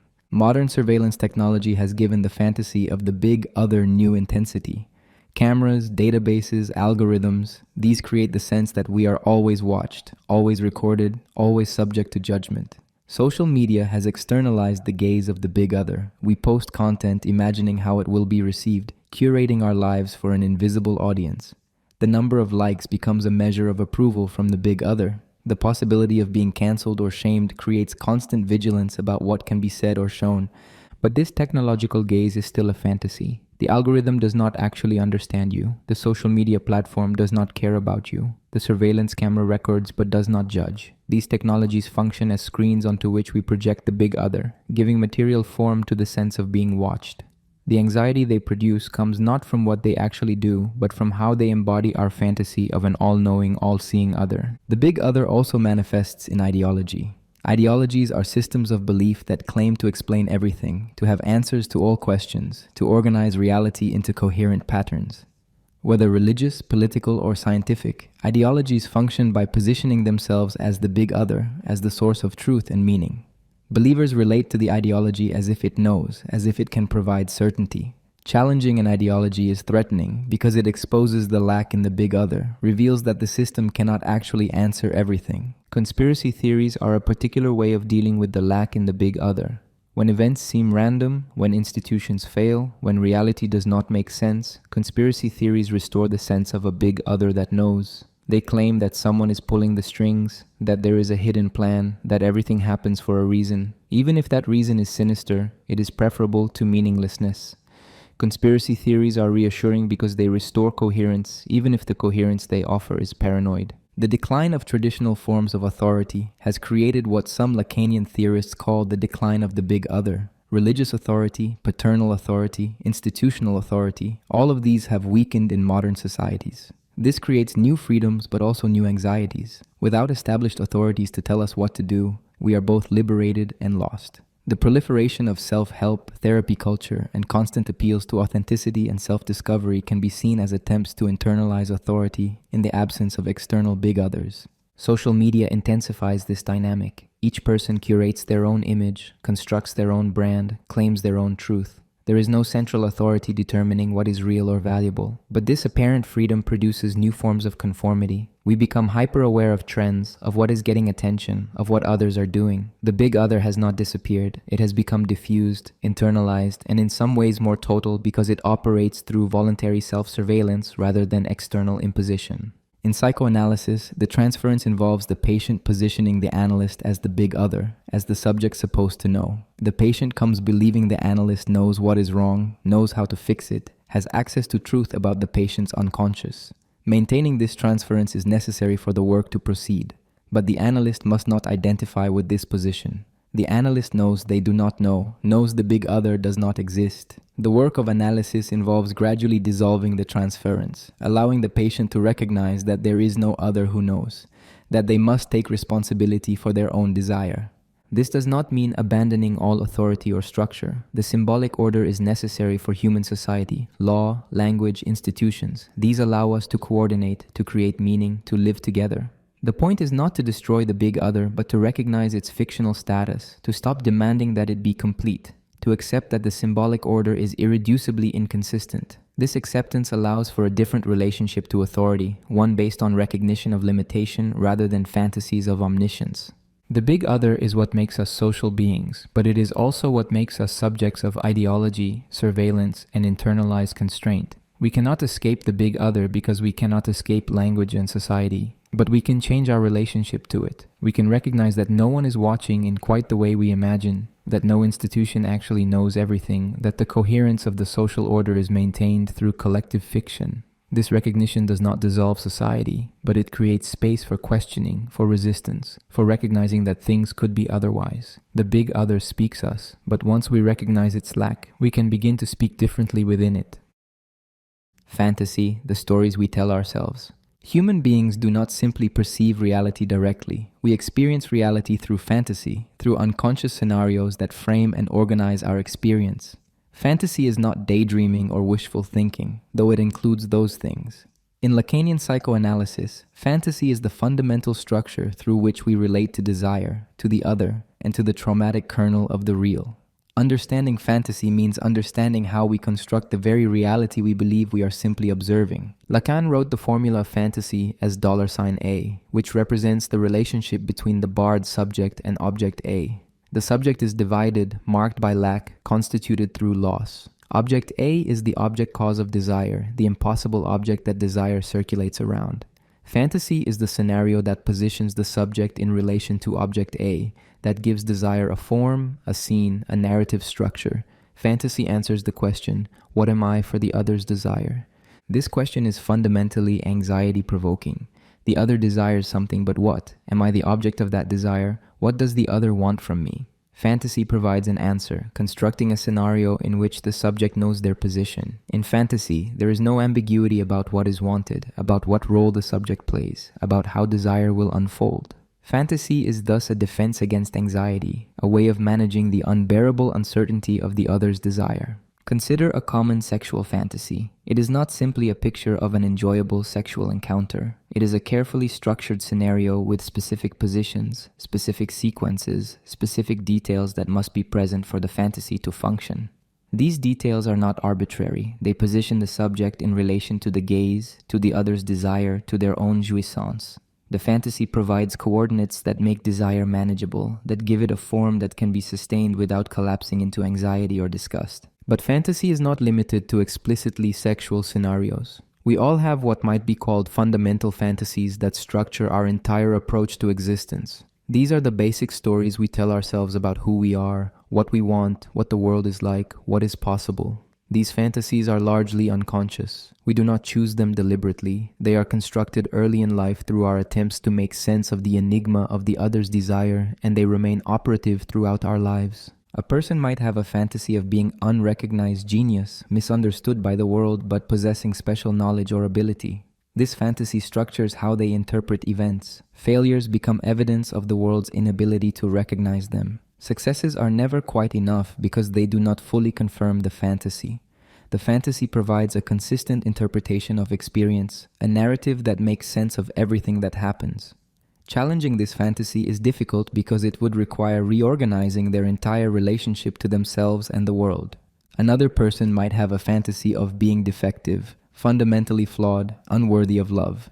This fantasy also provides coherence. It explains why relationships fail, why opportunities do not materialize, why happiness seems elusive. Paradoxically, this negative fantasy can be reassuring because it makes the world predictable. If I am defective, then rejection makes sense. It confirms what I already know. The fantasy protects against the uncertainty of not knowing why things happen. Lacan distinguished between fantasies and phantasms. Phantasms are the more rigid, repetitive scenarios that structure neurotic symptoms. They are the scenes we compulsively return to, the scenarios we repeat in relationships, the patterns we cannot seem to break. These are not simply habits. They are structural positions we occupy in relation to object A, ways of sustaining desire while defending against its full emergence. Fantasy also has a social and ideological dimension. Every society operates according to collective fantasies about how things work, about what is natural and inevitable, about what is possible and impossible. The American dream is a collective fantasy that positions subjects in a particular relationship to work, success, and social mobility. It provides a narrative structure that makes sense of inequality. Those who succeed earned it through hard work. Those who fail did not try hard enough. The fantasy conceals the structural conditions that determine outcomes, instead offering individual agency as explanation. Advertising and consumer culture operate by mobilizing fantasy. An advertisement does not just show a product, it constructs a fantasy scenario in which possessing the product positions you in a desirable relationship to the other's gaze. You will be seen, admired, envied, desired. The product becomes the object A that will supposedly make this fantasy real. But purchasing the product never delivers what the fantasy promised, because the fantasy was never about the object itself, but about the impossible position it seemed to offer. Political ideologies also function as collective fantasies. Fascism constructs fantasies of racial or national purity, of a glorious past that can be restored, of enemies who are responsible for present degradation. These fantasies provide simple explanations for complex problems, position subjects in clear roles, and offer the promise of Juisance if only the enemies can be eliminated. The appeal of such fantasies lies precisely in their simplicity, their clarity, their offer of certainty in an uncertain world. Traversing the fantasy is one of Lacan's most important concepts regarding the goal of analysis. It does not mean abandoning fantasy entirely, which would be impossible. We need fantasy to organize our reality, to make desire sustainable. But traversing the fantasy means recognizing its fictional nature, no longer being completely identified with it, being able to see through it to the void it conceals. It means recognizing that the other's desire is enigmatic not because we have not found the right answer, but because there is no final answer, no ultimate position we could occupy that would resolve the question. This is difficult work. Our fundamental fantasies feel like reality itself. We do not experience them as stories we are telling, but as the way things are. Questioning them produces profound disorientation. If the fantasy that has organized my entire life is just that, a fantasy, then who am I? What do I want? What is real? These questions can provoke serious crisis. This is why analysis cannot proceed quickly, why it requires time, repetition, working through. Traversing the fantasy does not mean achieving some enlightened state beyond fantasy. It means holding fantasy more lightly, recognizing its necessity while no longer being enslaved by it. It means being able to shift between fantasies, to try on different narratives, to recognize that the story could be told otherwise. It means accepting that there is no ultimate fantasy that captures the truth, that all our scenarios are provisional attempts to manage the impossible relationship between subject and object A. Some people defend their fantasies ferociously because they sense that questioning them would threaten their entire psychic structure. Others change fantasies easily but without any real transformation, simply adopting new stories that perform the same function as the old ones. Genuine traversal requires something different, recognizing the fantasy as fantasy while continuing to inhabit it, living within the fiction while knowing it is fiction. In intimate relationships, conflicts often arise from clashes between incompatible fantasies. Each person has a fantasy about what a relationship should be, about what roles partners should occupy, about how desire should function. These fantasies are rarely made explicit. They operate unconsciously, generating expectations and disappointments. When fantasies clash, no amount of communication resolves the conflict because the fantasies themselves determine what can be communicated and how it will be interpreted. Fantasy also structures our relationship to time. We have fantasies about our future, who we will become, what we will achieve, how our lives will unfold. These future-oriented fantasies motivate action, but also generate anxiety when reality does not conform to the script. We also have fantasies about the past, narratives about where we came from, what happened to us, what it all means. These past-oriented fantasies are not simply memories, but reconstructions that organize experience into coherent stories. The work of psychoanalysis involves bringing fantasy into speech, articulating the scenarios that have remained unconscious, making explicit the positions and relationships that have been implicit. This does not destroy the fantasy, but it changes our relationship to it. We can begin to see how the fantasy has structured our choices, our relationships, our very sense of what is real and possible. And in that recognition lies the possibility of something new, some shift in how we position ourselves in relation to desire, to the other, to the strange object A that keeps us moving through life. Juisance, beyond the pleasure principle. Freud discovered something peculiar about human psychology. We do not simply seek pleasure and avoid pain. We often pursue experiences that hurt us, repeat patterns that damage us, cling to suffering that we could theoretically escape. He called this the repetition compulsion and later theorized it as the death drive, a force that seemed to work against survival and satisfaction. Lacan took up this insight and developed it into his concept of jouissance, one of his most important and most difficult ideas. Juisance is a French word that means enjoyment, but Lacan used it in a specific technical sense that English translation struggles to capture. It is not pleasure in the ordinary sense. It is a satisfaction that is excessive, painful, overwhelming. It is enjoyment beyond the pleasure principle, a satisfaction in suffering, a compulsive intensity that violates homeostasis and well-being. Juisance is what drives addiction, perversion, symptom formation, and much of what makes human beings behave in ways that seem irrational or self-destructive. The distinction between pleasure and jouissance is crucial. Pleasure operates according to regulation and measure. It seeks equilibrium, the release of tension, the return to rest. Pleasure follows what Freud called the pleasure principle, which is really a principle of the reduction of excitation, of avoiding too much stimulation.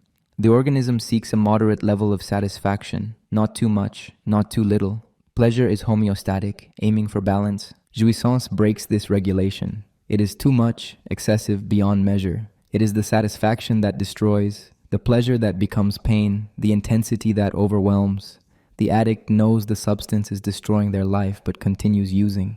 This is not pleasure-seeking. It is jouissance, a compulsive satisfaction that operates beyond rational calculation, beyond self-preservation, beyond the pleasure principle. Lacan distinguished between several forms of jouissance.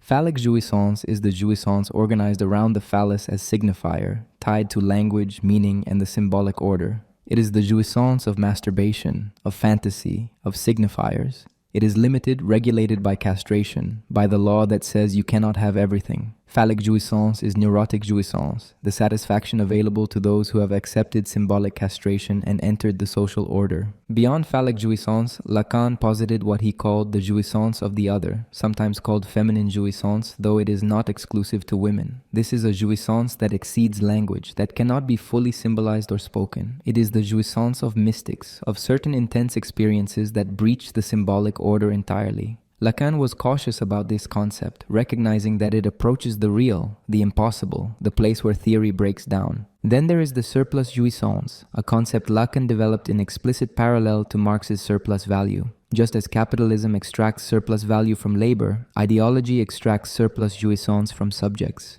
We are made to work not just to survive but to produce excess, to sacrifice our satisfaction for the system's benefit. But we also extract our own surplus jouissance from this very exploitation, finding perverse satisfaction in our own subjugation. This helps explain why people cling to oppressive systems, why they resist liberation, why they derive enjoyment from their own suffering. Symptoms are formations of jouissance. The obsessive person who must perform rituals gains no obvious pleasure from them. The rituals are burdensome, time-consuming, exhausting. Yet there is jouissance in the symptom, a satisfaction that operates beneath awareness. The symptom allows a forbidden satisfaction to return in disguised form.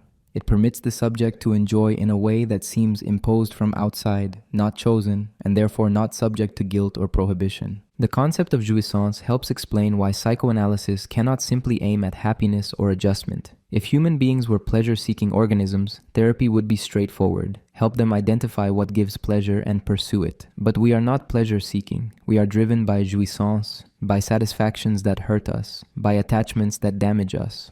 The work of analysis involves transforming our relationship to jouissance, not eliminating it, which would be impossible, but shifting how it operates. Perversion in Lacanian theory is a particular structure organized around jouissance. The pervert seeks to become the instrument of the other's jouissance, to provoke and guarantee the other's satisfaction. Where the neurotic questions what the other wants and suffers from not knowing, the pervert believes they know, the other wants this transgression, this violation, this excess. Perversion is not just sexual deviance, it is a structural position toward the law and toward desire.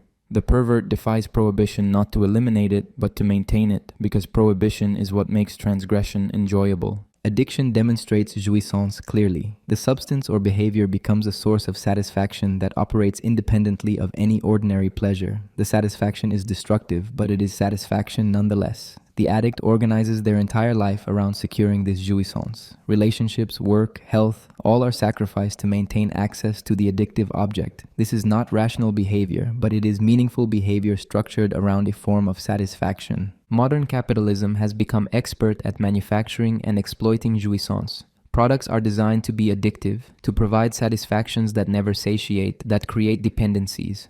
Social media platforms maximize engagement through mechanisms that provide small hits of jouissance, notifications, likes, the dopamine rush of validation.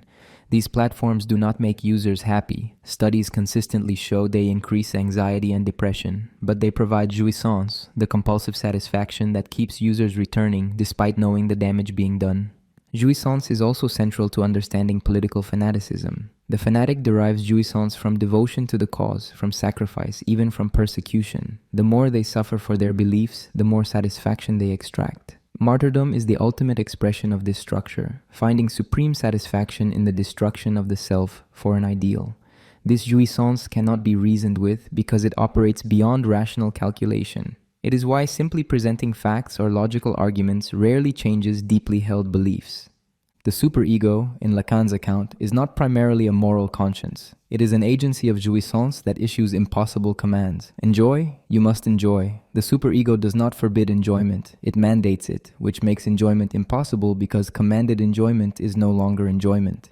The modern therapeutic culture that constantly insists you must be happy, must enjoy yourself, must maximize your potential is a superego culture, producing guilt about insufficient enjoyment. This reversal is historically specific. Traditional morality forbade enjoyment in the name of duty, virtue, or divine law. Modern culture commands enjoyment in the name of health, self-actualization, and authenticity. But this commandment is just as oppressive, perhaps more so because it appears as liberation. You are free to enjoy, but you must enjoy. You must enjoy your work, your relationships, your leisure, your life itself. Failure to enjoy becomes a personal failing, evidence that something is wrong with you. Jouissance is tied to repetition. We return to the same painful scenarios, the same destructive relationships, the same self-defeating behaviors.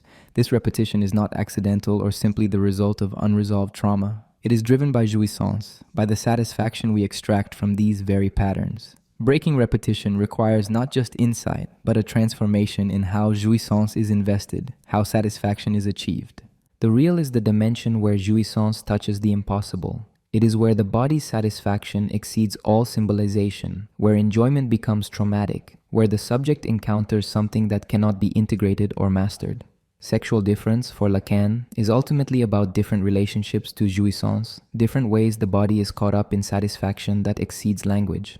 Analysis aims not to eliminate jouissance, but to redistribute it, to detach it from symptoms and fantasies that imprison the subject. This does not mean achieving some ideal of healthy pleasure. It means finding ways to live with the excessive, impossible dimension of satisfaction, to extract less jouissance from suffering and more from pursuits that do not destroy. It means recognizing that we are not masters of our own enjoyment, that satisfaction does not follow our conscious intentions, that we are driven by forces we cannot fully control. Understanding jouissance is deeply unsettling because it undermines the fantasy of rational autonomy. We like to think we make choices based on reasoned judgment about what will make us happy, but much of what we do is driven by unconscious forms of satisfaction that operate against our well-being. We are creatures divided against ourselves, pursuing satisfactions that hurt us, repeating patterns we consciously wish to escape.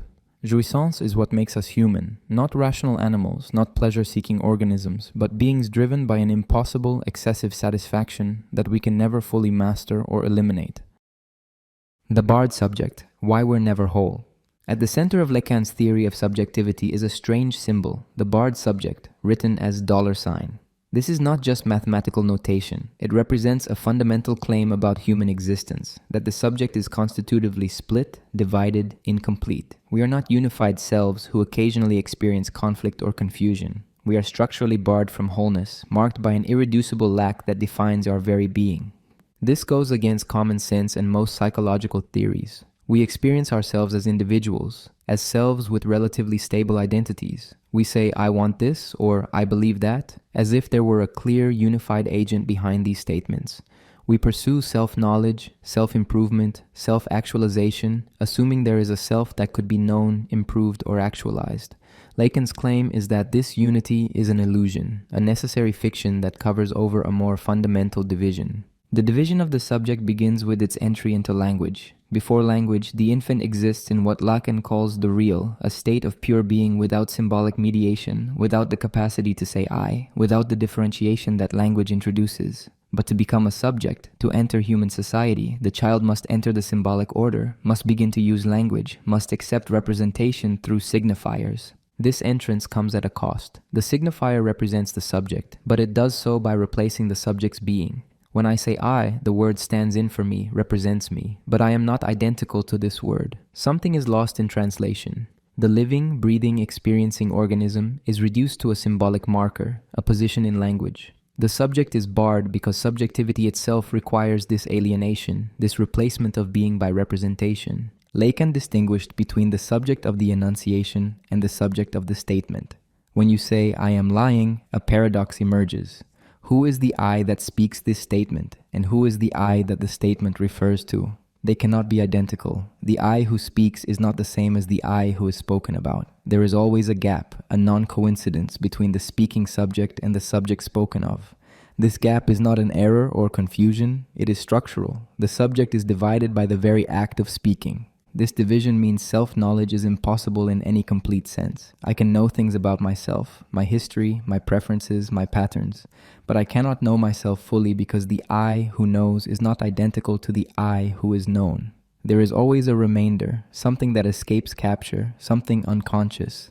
The unconscious is not just repressed content that could potentially become conscious. It is the structural effect of the subject's division, the place where the barred subject encounters its own impossibility. The barred subject is also the desiring subject. Desire emerges from the lack that constitutes subjectivity. If we were complete, we would not desire. Desire is the movement towards something that would supposedly fill the lack, make us whole, complete us. But this completion is impossible because the lack is not contingent. It is not that we happen to be missing something we could find. The lack is constitutive. It is what makes us subjects in the first place. Eliminating the lack would eliminate the subject. This has profound implications for how we understand happiness and fulfillment. Self-help culture promises that you can become whole, can achieve complete satisfaction, can eliminate lack through the right practices or products or mindsets. Lacanian theory says this promise is a lie, not because the practices or products are ineffective, but because the goal is impossible. The lack cannot be filled. Accepting this is not pessimism, it is realism about the human condition. The barred subject is constituted through what Lacan calls aphanasis, the fading of the subject. The subject appears only to disappear, emerges only to be eclipsed. In the space between signifiers, there is a momentary flash of subjectivity, but it cannot be sustained. The subject is not a substantial entity that persists through time. It is an effect that occurs in the gaps, the slips, the moments where the symbolic structure breaks down. A slip of the tongue, a symptom, a dream. These are moments where the barred subject appears, revealing the division that ordinary discourse conceals. Identity is an imaginary construct built over this division. The ego, with its sense of unity and coherence, is a defensive formation designed to mask the barred subject. We need this fiction to function. Without some sense of continuous identity, social life would be impossible. But the fiction comes at a cost. It rigidifies, creates inflexibility, generates suffering when reality does not conform to the ego's self-image. The ego defends against recognizing the barred subject, against acknowledging the division and lack. The division of the subject also appears in contradiction and ambivalence.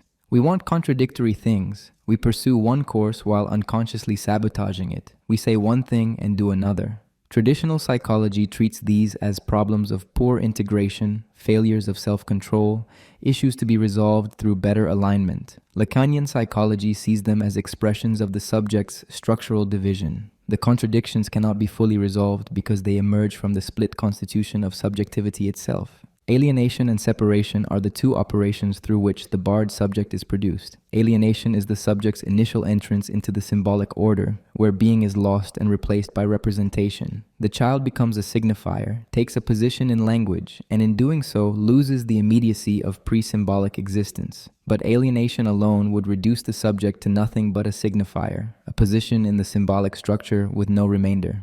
Separation is the second operation, where the subject recognizes that the other is also lacking, that the symbolic order does not fully account for them. There is something beyond what the signifiers can capture, some remainder that escapes symbolization. This remainder is object A, and the subject's separation establishes their relationship to it.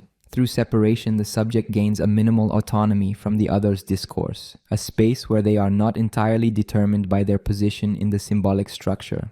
But separation does not overcome alienation. The subject remains divided between alienation in the other's discourse and separation that creates a remainder. The barred subject is the product of both operations, neither fully absorbed into the symbolic nor fully outside it.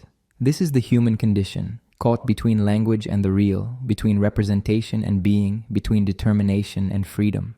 The barred subject is also evident in the experience of being addressed. When someone calls your name, asks you a question, makes a demand of you, who responds? You might answer immediately, automatically, as if the response came from a unified self. But reflection reveals something more complex.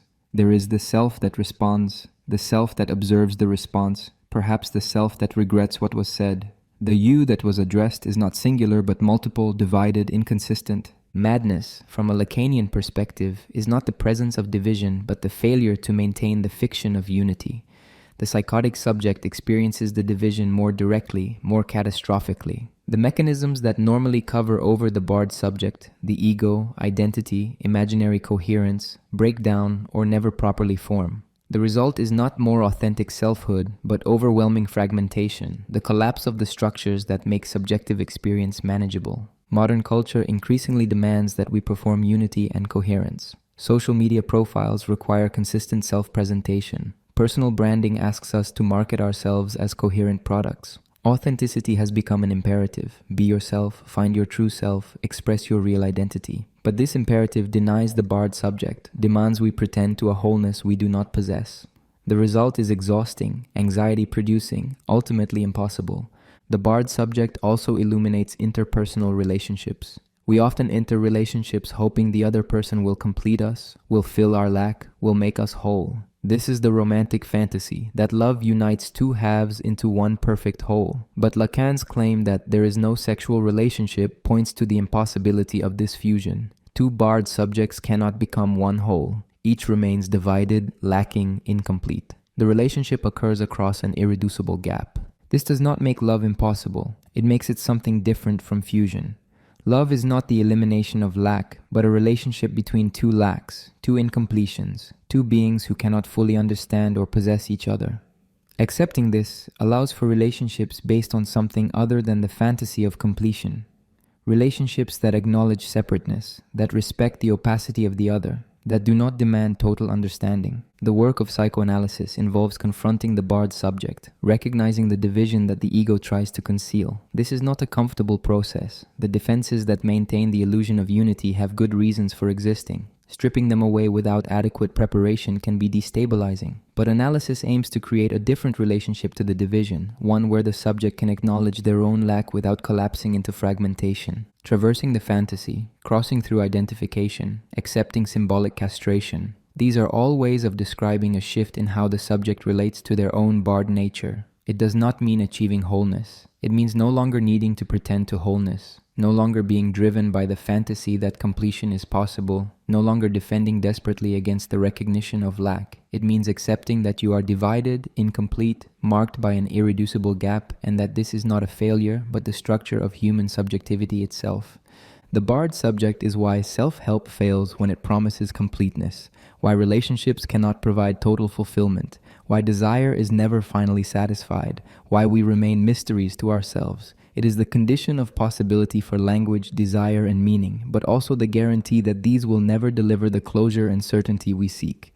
The subject is barred from being, barred from wholeness, barred from the real. But this barring is not a privation to be overcome. It is what makes us human, what allows us to speak, desire, create meaning in a world that offers no final guarantees. Understanding the barred subject does not solve the problem of subjective division. It allows us to stop treating it as a problem and begin living with it as the inescapable truth of what we are.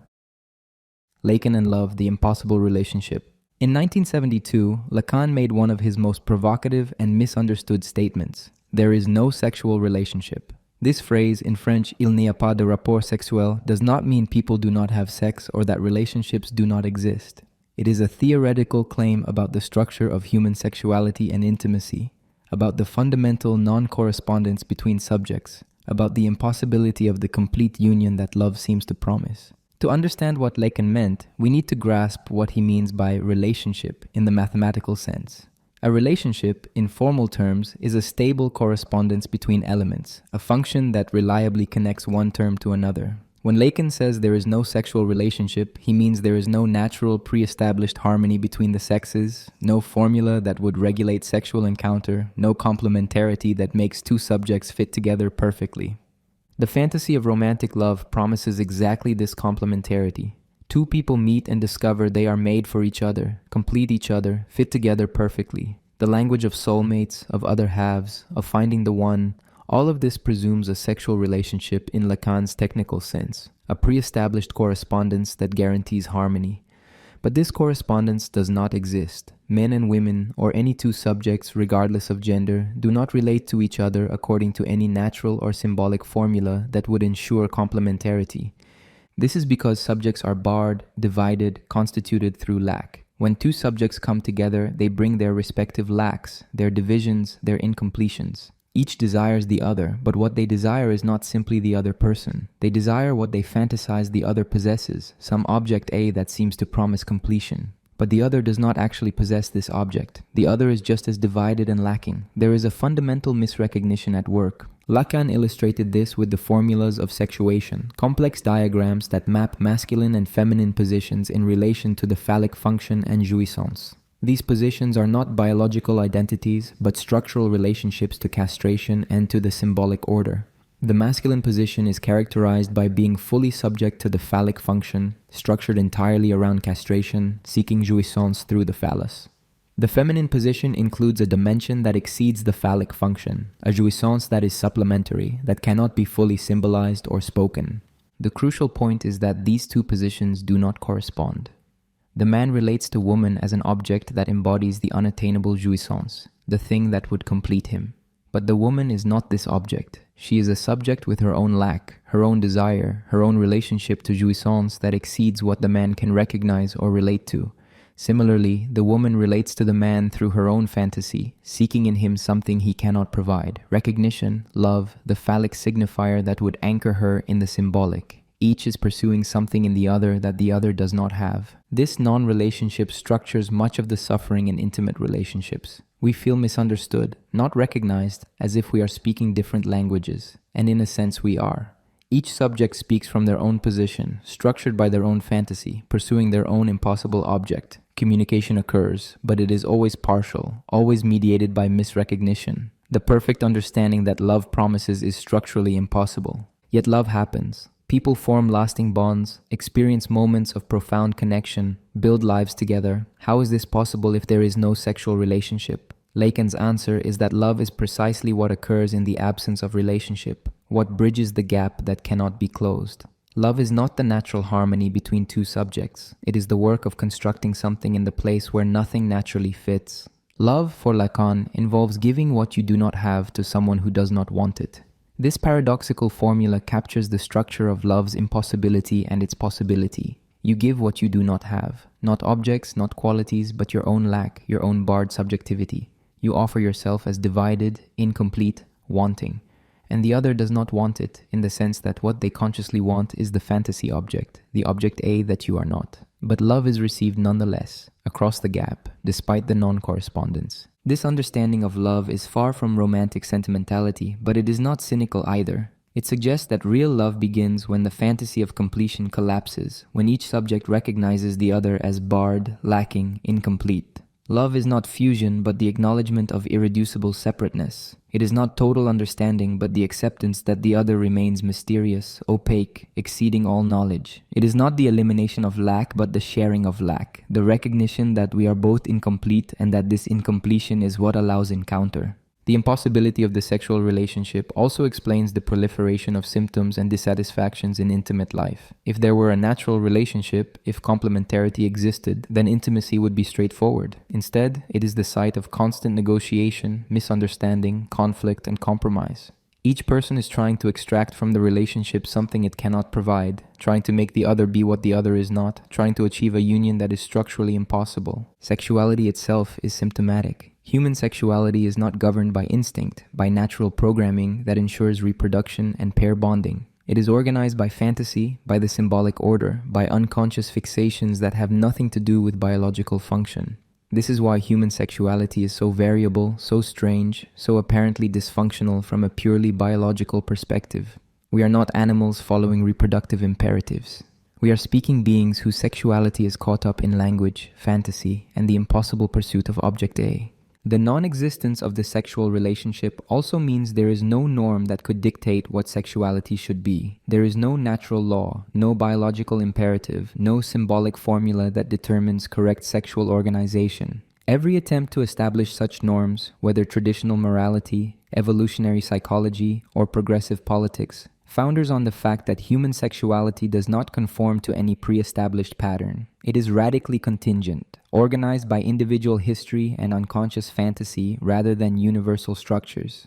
This has political implications. If there is no sexual relationship, then the traditional patriarchal organization of gender, man and woman as natural complements, the family as natural unit, has no foundation in nature or in the symbolic order. It is a historically specific arrangement, one way of managing the absence of relationship, but not the only way and not a necessary one. Gender norms, sexual roles, family structures, all of these are contingent responses to the impossibility at the heart of human sexuality. Feminism and queer theory have engaged with Lacan's claims in complex ways. Some feminists reject his theory as inherently patriarchal, enshrining the phallus and making masculine and feminine positions seem inevitable. Others find resources in his work for thinking beyond biological essentialism, for recognizing gender and sexuality as symbolic positions rather than natural facts, for understanding how patriarchy operates at the level of unconscious fantasy and not just conscious ideology. The absence of sexual relationship also structures jealousy and infidelity. Jealousy is not simply fear of losing the partner. It is anxiety about the impossibility of ever fully possessing them, ever being the complete object of their desire. The jealous person senses that the partner's desire escapes them, is oriented towards something beyond the relationship.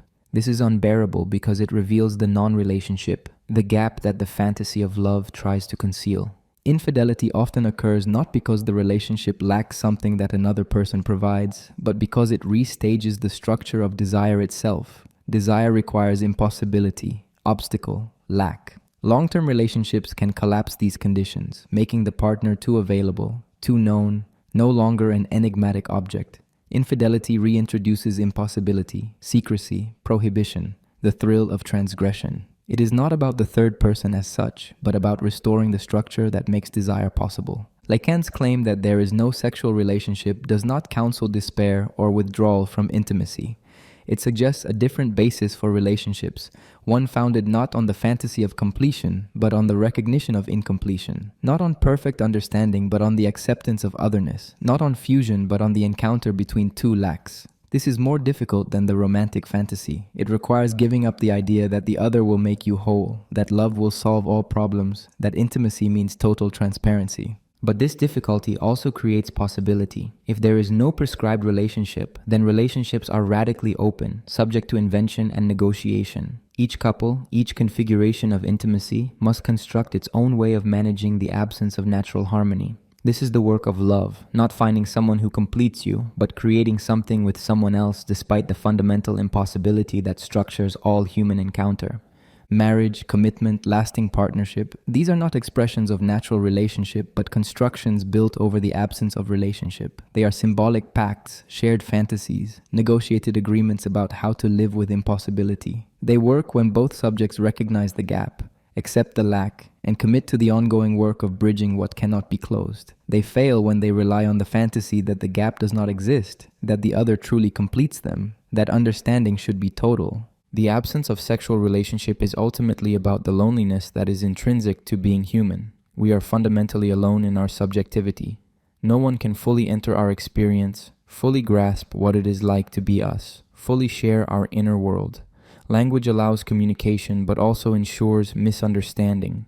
Every word carries meanings we do not intend, fails to capture what we mean to convey, Between any two subjects, there is an abyss, a radical alterity that cannot be overcome. Love is what happens in the face of this abyss. Not its elimination, but its acknowledgement. Love is the impossible attempt to bridge the unbridgeable, to share what cannot be shared, to understand what remains opaque. It is giving what you do not have, your own divided subjectivity, to someone who does not want it, who wants the fantasy object you are not. And yet, improbably, miraculously, something is received. Not completion, not fusion, not perfect understanding, but something. An encounter across the void, a recognition between two lacks, a relationship that is not a relationship, that exists precisely where no natural correspondence can be found. The graph of desire mapping the psyche. Lacan was not content with purely verbal exposition. He sought to formalize psychoanalytic concepts, to give them mathematical rigor, to create visual representations of psychic structures. The result was a series of diagrams and schemas, the most famous and complex of which is the graph of desire. This graph appears forbidding at first glance, a network of arrows, intersections, and algebraic symbols that seems more like advanced mathematics than psychology. But it maps nothing less than the entire structure of human subjectivity, from biological need through symbolic demand to the enigma of desire. The graph is constructed in stages, each adding complexity. The first level is the elementary cell, which maps how the subject is constituted through language. There is a vector representing the biological organism, moving from need towards satisfaction. This vector is intersected by another representing the treasure of signifiers, the symbolic order that pre-exists any individual. At the points of intersection, something happens. The biological organism is transformed into a speaking subject. The first intersection produces what Lacan calls the voice. This is not simply the physical sound of speech, but the cut that language makes in the biological continuum. The moment when the organism's cry becomes addressed to the other becomes a demand. The second intersection produces the signified, the message that emerges from the encounter between the subject's trajectory and the chain of signifiers. But this message is never entirely what the subject intended. The other receives it, interprets it, returns it in altered form. This basic structure shows how the subject is alienated in language. You speak to express something, but what is expressed is always mediated by the signifiers available to you, by the other's interpretation, by meanings you did not consciously intend. There is a gap between what you meant to say and what gets said, between intention and articulation. The subject is barred by this gap, split between the enunciating subject and the subject of the statement. The second level of the graph introduces the upper chain, which represents the unconscious dimension. Above the conscious line of speech, there is another trajectory from Juisance to castration. Juisance is the mythical state of complete satisfaction, the lost enjoyment that the subject imagines preceded their entry into language. Castration is the acceptance of lack, the recognition that this complete enjoyment is impossible, that the symbolic order imposes limits. Between Juisance and castration are two crucial points. One is the signifier of the lack in the other, representing the recognition that the other itself is incomplete, that the symbolic order has gaps. The other is fantasy, the scenario the subject constructs to deal with this lack. Fantasy provides an answer to the question of desire, frames the subject's relationship to the impossible object A, makes the lack bearable by giving it a narrative structure. The third level adds demand and the drive. Demand is what happens when need passes through language. The infant needs food, but when this need is articulated, it becomes a demand for love, for recognition, for presence. Demand always asks for more than satisfaction of biological need. It asks the other to respond, to care, to be there. The drive is what remains after demand fails to be fully satisfied. It is the insistence of the body, the compulsive repetition, the circuit that goes nowhere but keeps going. The final complete graph shows how all these elements interact. Desire emerges in the gap between demand and need. You ask for something, the other responds, but something is left over, unsatisfied. This remainder is desire. Desire is thus not a biological instinct or a conscious wish. It is a structural effect produced by the impossibility of translating need into demand without remainder and without excess. The graph also shows the relationship between the subject and the other. The subject addresses the other through demand, but the other's response is always enigmatic. What does the other want? Why did they respond this way and not another? The subject is caught trying to interpret the other's desire, to figure out what the other wants from them. Fantasy is the answer the subject constructs, but it is always provisional, always subject to doubt and revision. One of the most important features of the graph is the trajectory from the subject's question "che vois?" What do you want? to the other's response, which always returns in inverted form. When you ask the other what they want, the question bounces back, "What do you want?" You thought you were simply asking a question, but the question implicates you, reveals your own desire, your own investment in the answer. This is why the question of desire is so anxiety-provoking. It cannot be answered from outside. It always reflects back to the asking subject. The graph maps the relationship between the imaginary, symbolic, and real. The imaginary dimension appears in the identifications and ego formations that develop along the lower trajectory. The symbolic dimension is the treasure of signifiers, the other's discourse, the master signifiers that structure identity. The real appears as Juisance, as the object A that cannot be symbolized, as the remainder that keeps desire moving.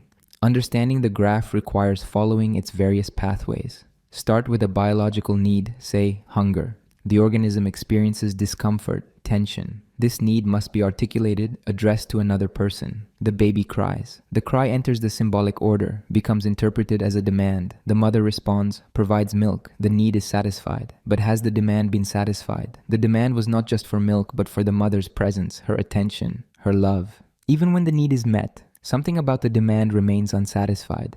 This gap between need and demand is where desire is born. Desire is neither the biological need nor the articulated demand, but what persists between them, what keeps moving after satisfaction has been achieved. The child will desire again, not just because they will be hungry again, but because the fundamental lack that desire addresses is structural, not contingent. No object fully satisfies because desire is not aimed at objects, but at the other's desire itself. The graph shows that there is no direct path from the subject to satisfaction. Every route passes through the other, through language, through symbolic mediation. The subject cannot access their own needs directly. Needs only become accessible through their articulation as demands, and this articulation transforms them. You can never be sure whether you are hungry or whether you want attention, whether you desire the object or the recognition that possessing it would bring. The graph also illustrates the distinction between the ego and the subject. The ego is an imaginary formation, a sense of unified identity constructed through identifications. It corresponds to the lower level of the graph, the trajectory through the mirror stage and imaginary formations. The subject, marked by the $sign, is what emerges at the intersection of the biological trajectory and the symbolic order. The subject is not the ego. The subject is the gap, the division, the effect of language rather than a substantial entity. Lacan used the graph to work through clinical questions. Why do symptoms persist even when they cause suffering? The graph shows that symptoms are formations connecting multiple levels: the drive, jouissance, fantasy, the signifier. Removing a symptom at one level does not eliminate the underlying structure. The drive will find another circuit. Jouissance will locate another outlet. Analysis must work at the level of the fundamental fantasy, transforming the subject's relationship to the object A rather than just eliminating particular manifestations. Why does interpretation work? Not because the analyst provides correct meanings, but because interpretation punctuates the chain of signifiers, creates retroactive effects, shifts the relationships between elements on the graph. An interpretation that highlights a particular signifier can change how the entire network organizes itself. The same words, reconsidered in light of the interpretation, reveal connections that were not visible before. The graph demonstrates why there is no meta-language, no position outside language from which meaning could be definitively established. Every point on the graph is within the structure. The analyst is positioned at certain points, ideally at the place of object A, but never outside the system. Analysis does not provide knowledge from beyond, but shifts relationships within the immanent structure of the subject's discourse. Critics have argued that the graph is needlessly complex, that it obscures rather than clarifies, that it is more about Lacan's own intellectual exhibitionism than genuine explanatory power. There is some truth to this. The graph is difficult to read, requires extensive commentary to understand, and can become an end in itself rather than a tool for clinical work.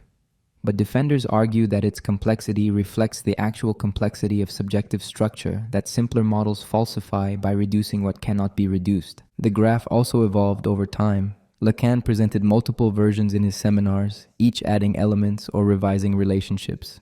The version most commonly reproduced is from Écrits, but it is not the final word. This evolution reflects the fact that the graph is not a static representation but a working tool, something to think with rather than a definitive map of psychic territory. The graph generates questions as much as it answers them. For clinical practice, the graph provides orientation. When a patient speaks, the analyst can think about where on the graph this speech is operating. Is this a statement about need, about demand, about desire? Is the patient addressing the other, questioning the other's desire, constructing a fantasy? Is Juisance being defended or avoided? The graph does not provide formulaic responses, but it offers a structural understanding that informs how the analyst listens and intervenes. The graph also has pedagogical value. Teaching Lacan is notoriously difficult because his concepts are interconnected, each one requiring understanding of others. The graph provides a visual synthesis showing how the subject, the other, demand, desire, jouissance, fantasy, and the drives all relate to one another within a single structure. Students can return to the graph repeatedly, each time understanding more as they grasp additional concepts. Some contemporary Lacanians have moved away from the graph, finding it overly abstract or tied to a particular moment in Lacan's teaching. Others continue to develop it, proposing modifications based on clinical experience or theoretical advances. The graph is not sacred text but a tool, and tools can be adapted, modified, even replaced if better ones emerge. What the graph ultimately demonstrates is that desire is not simple, not transparent, not something that could be straightforwardly satisfied if only we identified the right objects. Desire is structured, traversing multiple registers, passing through language and fantasy, shaped by the other's enigmatic desire, sustained by its own impossibility. The graph maps this structure not to master it but to recognize it, to see how the various elements relate, to understand why desire keeps moving, keeps failing, keeps returning to the same impossible questions. The graph of desire is Lacan's attempt to give mathematical form to subjective structure. It reduces nothing, simplifies nothing, but it organizes, relates, shows connections. It is a map of impossible terrain, a formalization of what resists formalization, a diagram of the psyche that acknowledges its own inadequacy while providing orientation nonetheless. Like all of Lacan's work, it demands engagement, resists easy consumption, and rewards sustained effort with insights into the strange, divided, desiring creatures we are. Neurosis, psychosis, perversion, the three structures. Lacan organized psychopathology around three fundamental structures: neurosis, psychosis, and perversion. These are not illnesses in the medical sense, not diseases to be cured, but structural positions that determine how a subject relates to language, law, desire, and the real. Understanding these structures requires abandoning the idea of a normal baseline from which mental illness deviates. Instead, everyone occupies one of these structures. There is no position outside them, no mental health that transcends structural determination. Neurosis is the most common structure, and in Lacanian terms, the closest to what other frameworks call normal.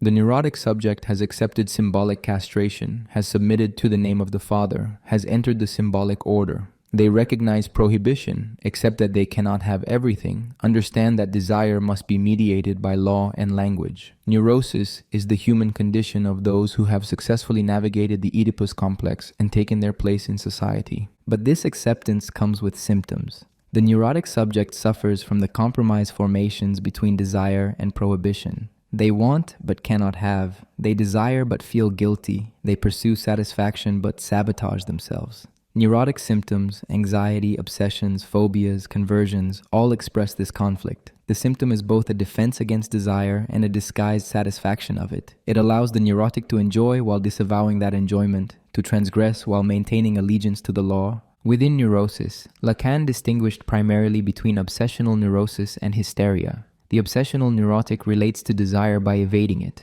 They construct elaborate rituals, intellectual systems, and practical obstacles that keep desire at bay. The obsessional is always busy, always thinking, always preparing, but never quite arriving at the moment of satisfaction. They prefer the certainty of prohibition to the anxiety of desire. Their fundamental fantasy is to be dead, to escape the demands of desire altogether while remaining symbolically alive, functioning within the social order. The hysteric, by contrast, sustains desire by keeping it unsatisfied.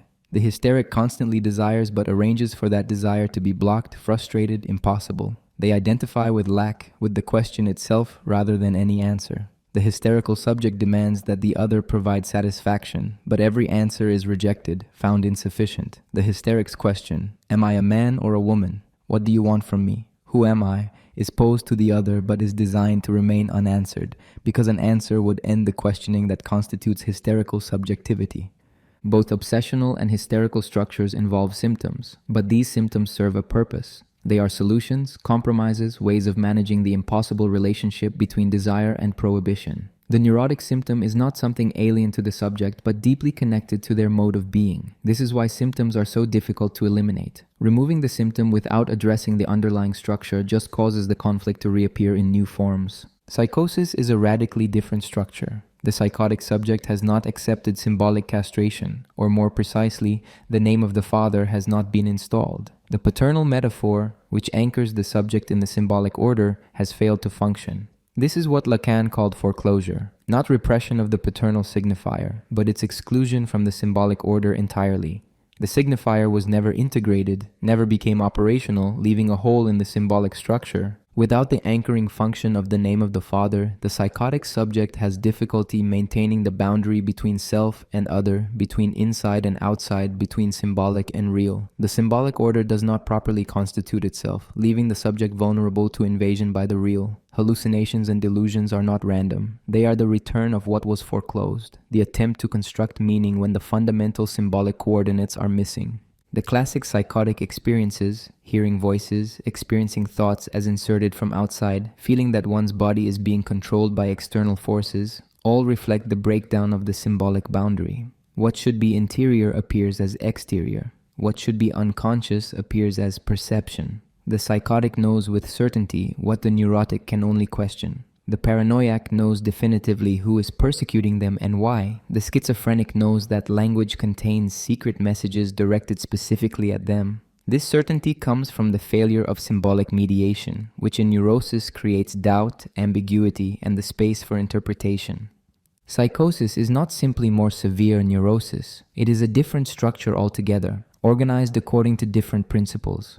The psychotic does not have neurotic symptoms in the sense of compromise formations. Their productions, delusions, hallucinations, neologisms, are not defenses against desire, but attempts to construct a symbolic order that was never properly established. The psychotic is trying to create from scratch what the neurotic inherited automatically. This means treatment must be different. In neurosis, interpretation can work because there is a functioning symbolic order within which signifiers can be connected and meanings can shift. In psychosis, interpretation is dangerous because it threatens the precarious structure the psychotic has managed to construct. The psychoanalytic approach to psychosis is not about interpretation but about providing stability, about helping the psychotic subject construct supplementary anchoring points that can partially compensate for the foreclosed name of the father. Perversion is the third structure, often the most misunderstood. In everyday language, perversion means sexual deviance, practices outside social norms. In Lacanian theory, perversion is a structural position characterized by a specific relationship to the law and to the other's jouissance. The pervert has not simply rejected the law, they maintain it precisely in order to transgress it, because transgression requires prohibition. Without law, there can be no perversion. The pervert's fundamental fantasy is to become the instrument of the other's jouissance, to guarantee the other's satisfaction. Where the neurotic questions what the other wants and suffers from not knowing, the pervert believes they know exactly what the other wants. The pervert positions themselves to provide it, to be the agent of the other's enjoyment. This often involves making the other experience something: shock, disgust, pleasure, pain, against the other's conscious will. Perversion is not about the specific acts performed, but about the structural position in relation to desire and law. A person might engage in what society calls perverse acts without having a perverse structure, and someone with a perverse structure might engage in apparently conventional behavior. What defines perversion is the disavowal of castration. The pervert knows about castration but acts as if it does not apply, maintaining both knowledge and denial simultaneously. This disavowal is different from psychotic foreclosure. The pervert has entered the symbolic order, has encountered the law, but has found a way to position themselves outside it while remaining within it. They often understand the law better than anyone, can articulate it clearly, even enforce it for others, while exempting themselves. The pervert is not ignorant of prohibition, but has developed a special relationship to it that allows for transgression without guilt. Sadism and masochism, the classical perversions, illustrate this structure clearly. The sadist positions themselves as the instrument of the other's jouissance, inflicting experiences on the other, making the other feel and react. The masochist appears to be the victim but actually controls the scenario, scripts the domination, determines how the other must behave to provide the masochist's specific satisfaction. Both involve a denial of lack, a fantasy of complete control over jouissance. These three structures, neurosis, psychosis, perversion, are not disorders on a spectrum of severity. They are distinct organizations of subjectivity, different solutions to the impossible relationship between the subject, language, and jouissance. Most people inhabit neurotic structure, which is why neurotic suffering, anxiety, guilt, symptoms is so familiar. Psychosis is rarer and more catastrophic, involving the failure of fundamental symbolic organization. Perversion is the most misunderstood, often mistaken for simply extreme neurosis when it actually involves a different structural relationship to law and desire. Can these structures change? Lacan was ambiguous on this point. He suggested that structure is established early, through the way the subject navigates the Oedipus complex and enters language. Once established, structure is highly stable. But he also indicated that analysis could produce transformations, particularly at the level of fantasy and the subject's relationship to their own jouissance. The structure might remain, but how the subject inhabits it can shift significantly. Contemporary Lacanian theory has complicated the picture. Some theorists propose additional structures or substructures. Others question whether structure is as fixed as Lacan suggested, pointing to clinical cases that seem to shift between structural positions. The DSM and ICD, the diagnostic manuals used in psychiatry, do not recognize these structural categories, organizing pathology instead by symptoms, behaviors, and biological hypotheses. This creates tensions between Lacanian practice and mainstream psychiatry. For clinical practice, recognizing structure is essential. The analyst must identify whether they are working with neurotic, psychotic, or perverse structure because this determines appropriate interventions. With neurosis, interpretation and questioning are productive. With psychosis, they can be dangerous, and the work requires different techniques: stabilization, support, careful attention to the delicate symbolic constructions the psychotic has managed. With perversion, the challenge is avoiding being recruited into the pervert scenario, maintaining a position that does not simply reflect back the pervert's certainty. These structures also have social and political dimensions. Societies can be organized in ways that privilege certain structures, that normalize particular relationships to law and desire. Authoritarianism often appeals to perverse structure, offering certainty, transgression in service of power, and the fantasy that someone knows and controls everything. Democratic societies acknowledge lack, ambiguity, the absence of ultimate authority, which resonates with neurotic structure. Understanding these connections illuminates how political and psychological structures interact. The three structures show that there is no normal human psychology, no baseline mental health from which pathology deviates. There are only different structural solutions to the impossible problems posed by human existence: the necessity of entering language, the enigma of the other's desire, the trauma of the real. Each structure has its own logic, its own coherence, its own costs.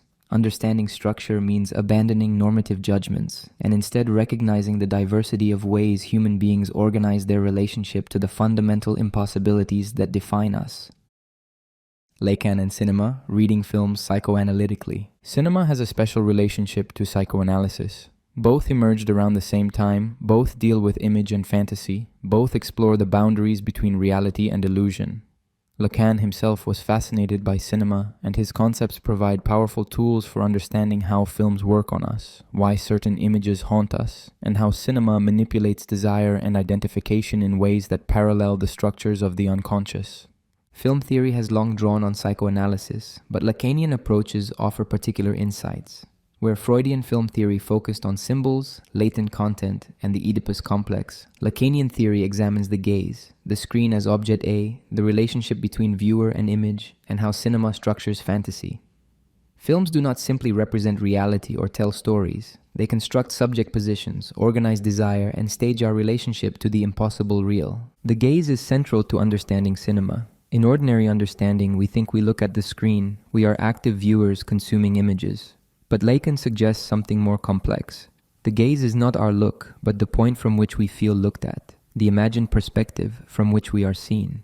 In cinema, this structure is built into the apparatus itself. The camera occupies the position of the gaze, the place from which everything is seen. We identify not with what we see, but with the seeing itself, with the camera's impossible omniscient perspective. This creates a specific form of jouissance. We experience pleasure in being positioned as the all-seeing subject, as the one for whom everything is displayed. The camera shows us angles, perspectives, intimate moments that no ordinary observer could access. We see the woman undressing alone in her room, the killer stalking in the shadows, the private conversation between lovers. This godlike perspective is fundamentally voyeuristic, positioning us at the site of the gaze while making us invisible, unaccountable, free to look without consequence. Alfred Hitchcock understood this structure intuitively. His films constantly thematize looking, voyeurism, and the gaze. In Rear Window, the protagonist is literally immobilized, reduced to pure gaze, watching his neighbors through their windows. We watch him watching, and the film stages our own voyeuristic pleasure while also interrogating it. When he is finally seen by the killer, when the gaze is returned, the comfortable position collapses into anxiety. The film reveals the perverse dimension of cinematic pleasure itself. Vertigo takes this further. The protagonist becomes obsessed with transforming a woman into the image of another woman he believes he has lost. He is trying to control the image, to make reality conform to fantasy. The film is about the impossibility of this project, about the gap between the woman as subject and the woman as image, between the real person and the object A that the protagonist has invested in her. When the truth is revealed, when the fantasy collapses, catastrophe follows. Vertigo is a film about cinema itself, about our investment in images, about the dangers of confusing the screen with reality. David Lynch's films operate at the level of the real, presenting images that resist symbolization, that overflow meaning. In Mulholland Drive, the narrative structure itself breaks down, identities shift, the boundary between dream and reality collapses. Lynch creates images of object A directly. The blue box, the face behind the dumpster, the club silencio where performance continues after the performers have stopped. These are not symbols that could be decoded, but encounters with something that exceeds representation, with the real that cinema usually conceals behind coherent narrative. The screen itself functions as object A in Lacanian terms. It is the object cause of our desire, the place where we project our fantasies, the surface that promises jouissance while remaining fundamentally unobtainable. We cannot enter the screen, cannot possess what it shows us, yet we are drawn to it repeatedly. The compulsive quality of film watching, the desire to see more, to keep watching, to return to favorite films, reflects the structure of desire circulating around object A. Horror films exploit specific anxieties rooted in psychoanalytic structures. The monster often represents the return of the foreclosed, of what was excluded from the symbolic order. The zombie, neither alive nor dead, disrupts the fundamental symbolic distinction. The alien organism that penetrates and transforms from within threatens bodily boundaries. The ghost that cannot be integrated into reality, that insists from beyond death, embodies the real that refuses symbolization. Horror creates jouissance through controlled encounter with what should remain repressed or foreclosed. The final girl in slasher films, the lone female survivor who defeats the killer, has been read through various psychoanalytic lenses. From a Lacanian perspective, she represents the subject who traverses the fantasy, who confronts the real of death and violence without collapsing into psychosis or identificatory fusion. She is the one who sees the killer directly, who does not disavow what is happening, who maintains symbolic organization while encountering the impossible. Her survival depends on this capacity to face the real. Film noir stages the relationship between desire and the femme fatale, who embodies object A. The protagonist is drawn to her despite knowing she represents danger, despite every sign that pursuing her will lead to destruction. The femme fatale is enigmatic, her desire opaque, her motivations unclear. She represents the other's desire that the subject cannot decipher, cannot control, cannot resist. Film noir narratives typically end in catastrophe because the protagonist cannot separate from this object, cannot traverse the fantasy that positions her as the solution to his lack.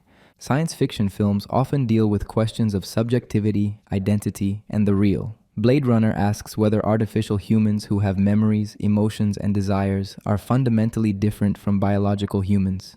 From a Lacanian perspective, the distinction is not biological, but symbolic. Both replicants and humans are barred subjects, constituted through language, marked by lack, desiring.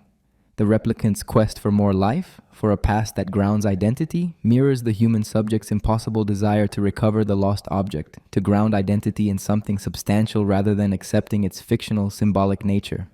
The Matrix trilogy explicitly engages with questions of reality, simulation, and subjectivity. The blue pill represents remaining within comfortable fantasy, while the red pill represents confronting the real. But the films complicate this binary. The real outside the Matrix is not liberation, but another level of difficult reality, itself symbolic and organized by rules. The film suggests there is no final outside, no position beyond all simulation. Even knowledge of the Matrix's constructed nature does not allow escape from symbolic determination. This resonates with Lacanian claims that recognizing the fictional status of the big other does not dissolve it, but changes our relationship to it. Animation and computer-generated imagery create specific psychoanalytic effects.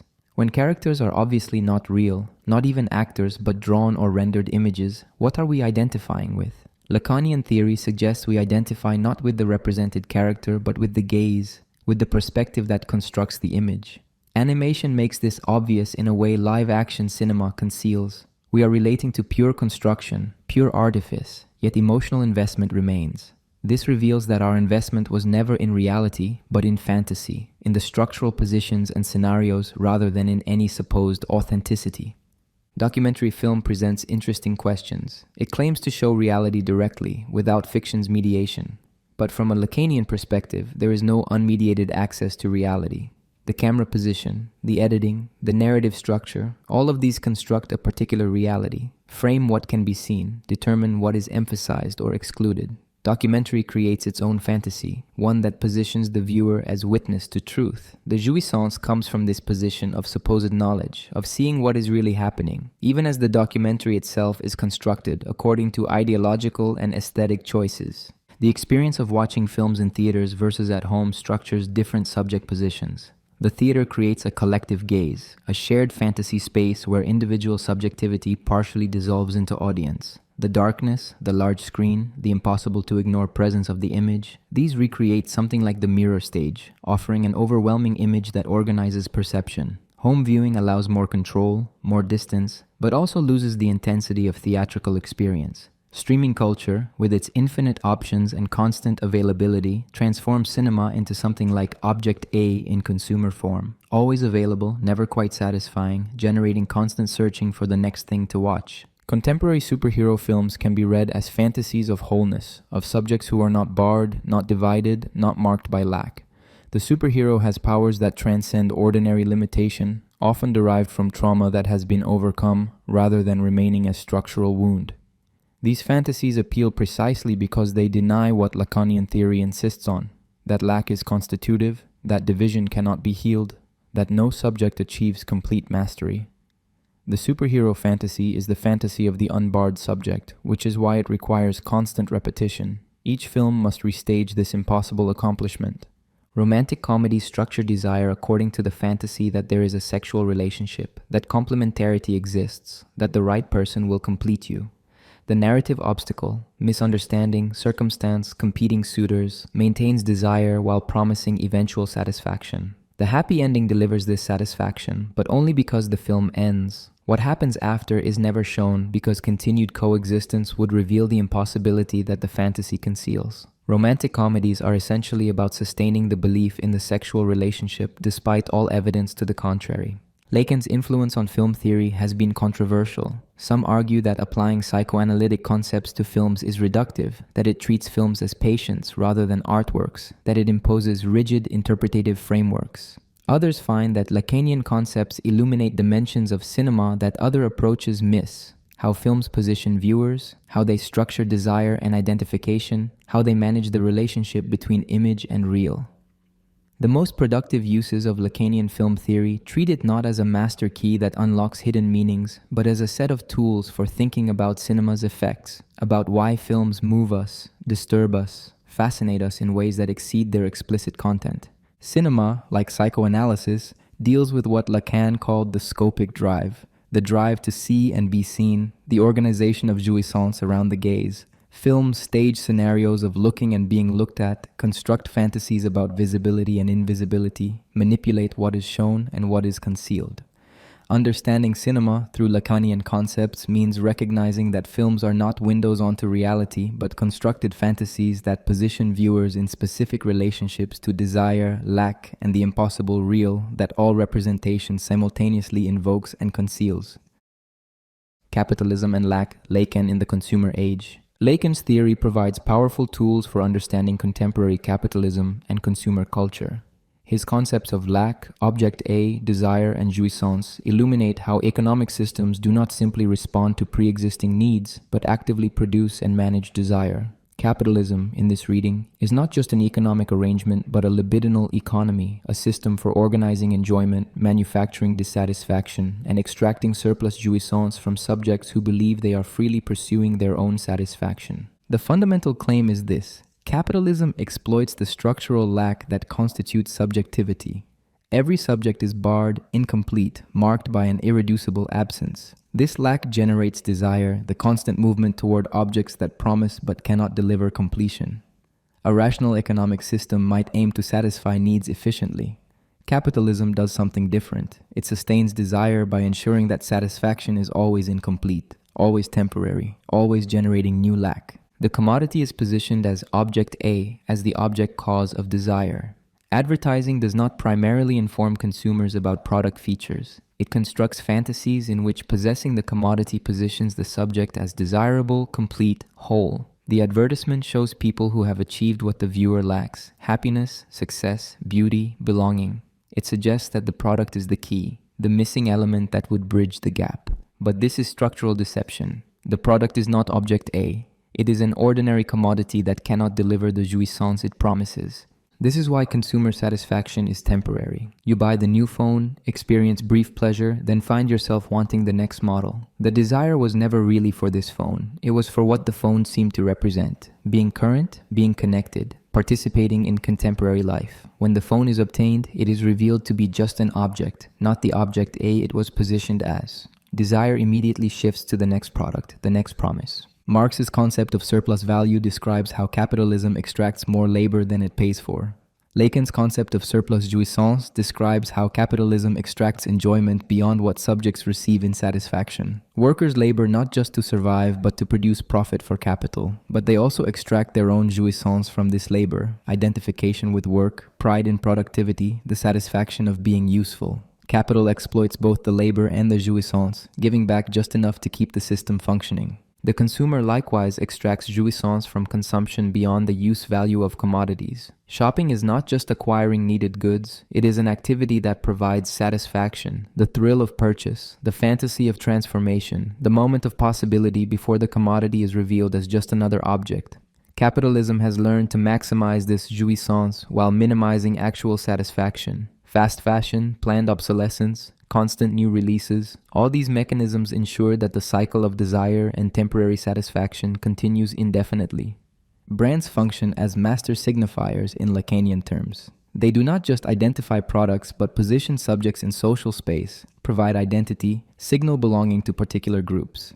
When you buy Nike, you are not just buying shoes. You are buying a relationship to athletic culture, to just do it ethos, to a particular self-image. The brand is a signifier that supposedly captures something about who you are. But this identity is purely symbolic, entirely dependent on continued participation in consumption. Social media platforms exploit the gap between the subject and the other's desire with extraordinary efficiency. Every post is addressed to the other, seeking recognition, likes, validation. The platform positions itself as the medium through which this recognition flows. But recognition is always incomplete, always requiring more. The like is not the object A it seems to promise. It is a minimal unit of attention that generates desire for more attention. The platform profits from keeping users in this cycle, checking constantly, posting repeatedly, never quite satisfied. The influencer economy makes this structure explicit. Influencers monetize their positioning as object A for their followers. They embody desired lifestyles, desired bodies, desired experiences. Followers consume content that shows them what they lack, what they should desire, what products would supposedly bridge the gap. The influencer profits from maintaining this position, from constantly producing content that sustains follower desire without ever actually delivering the completion it seems to promise. Subscription models represent a shift in how capitalism extracts surplus jouissance. Rather than discrete purchases followed by ownership, subscriptions ensure continuous payment for access that never solidifies into possession. You never own the software, the music, the shows. You rent temporary access, and if payment stops, access disappears.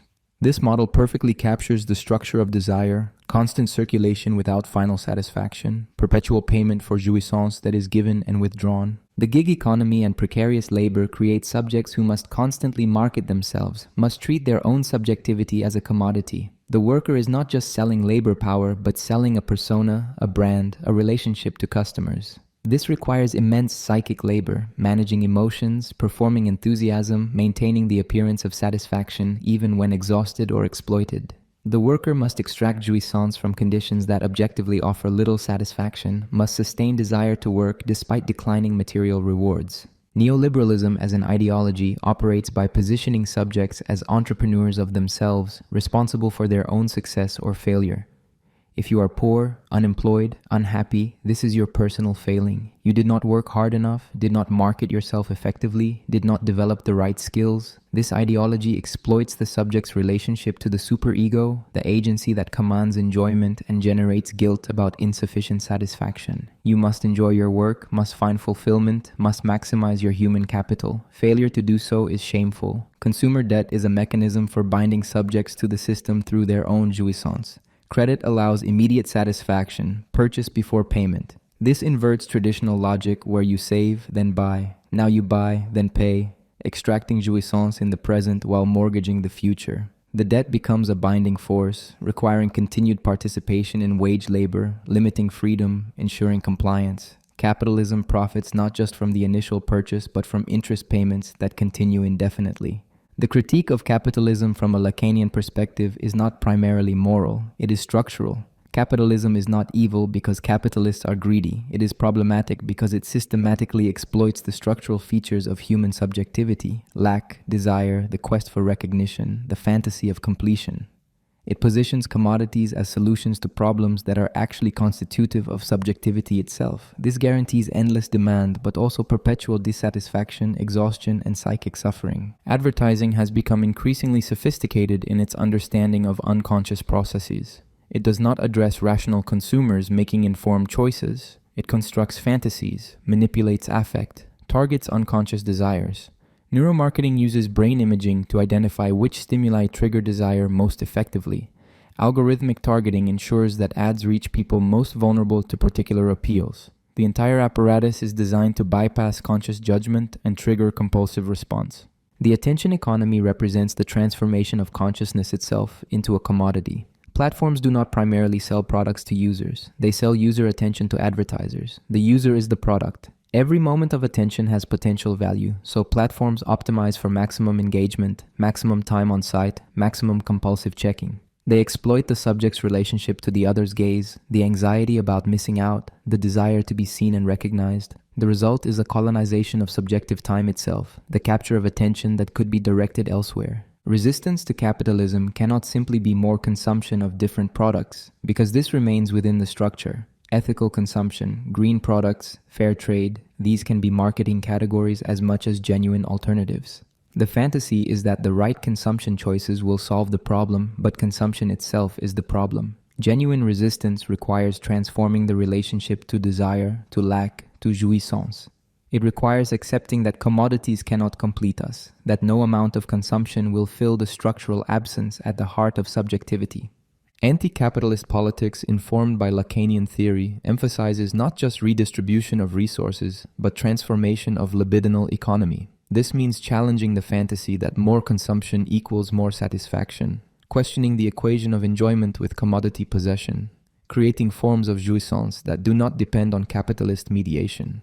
It means accepting lack rather than constantly trying to fill it. Recognizing that desire without satisfaction is the human condition rather than a problem capitalism can solve. Contemporary capitalism has become expert at incorporating critique, at selling resistance itself as a commodity, the rebel image, the anti-establishment aesthetic, the transgressive brand. All these turn opposition into marketing opportunities.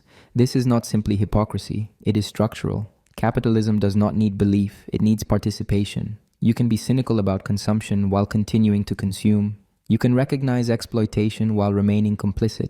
Knowledge of the system does not automatically produce the ability to exit it. Lacanian psychoanalysis cannot by itself create political change, but it provides conceptual tools for understanding how capitalism operates at the level of desire and enjoyment. It shows that economic systems are not just about material production, but about organizing subjectivity, managing satisfaction, producing particular kinds of subjects who will participate in reproduction of the system.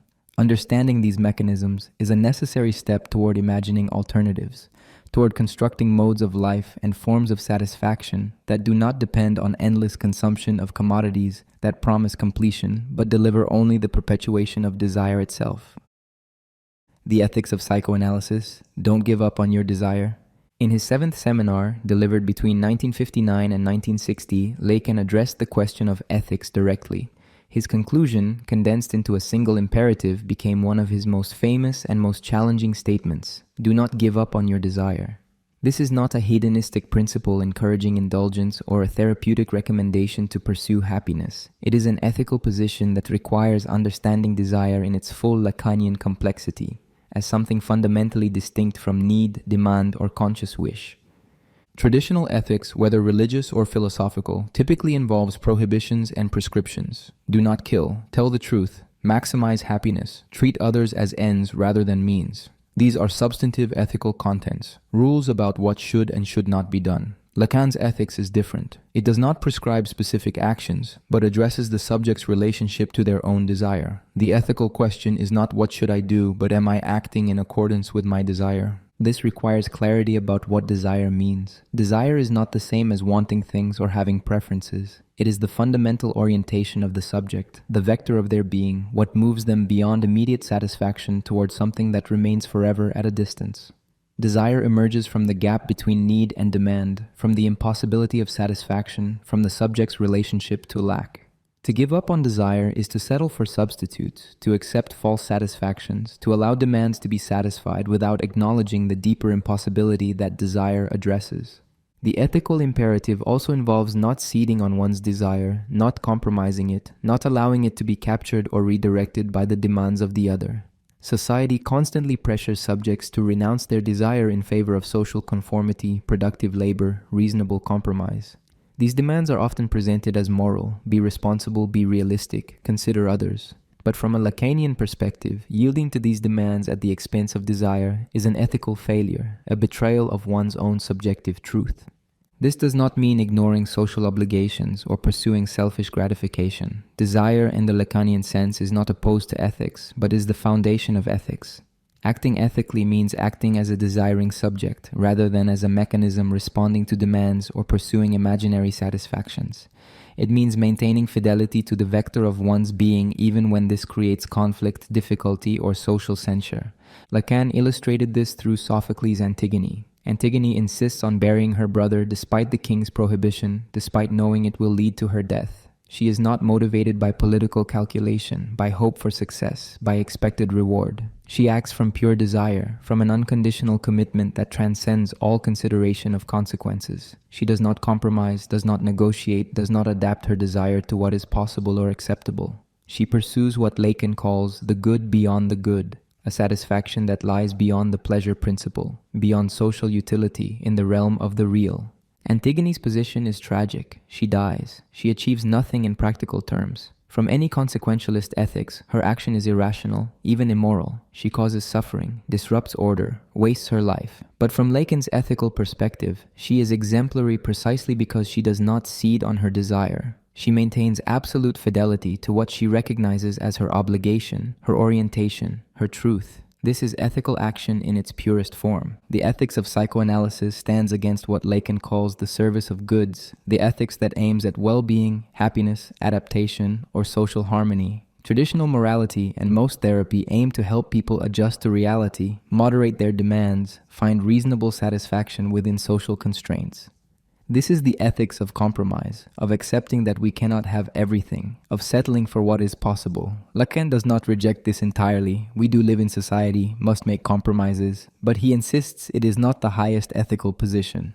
True ethics requires confronting das Ding, the thing, the impossible real that lies beyond all symbolization. The thing is not an object that could be obtained, it is the place of the lost object, the original satisfaction that was never experienced but is retroactively fantasized as what was lost. Desire circulates around das Ding, approaching but never reaching it. The ethical imperative is to maintain this orientation rather than settling for substitute satisfactions that claim to be the thing but are merely objects within the symbolic order.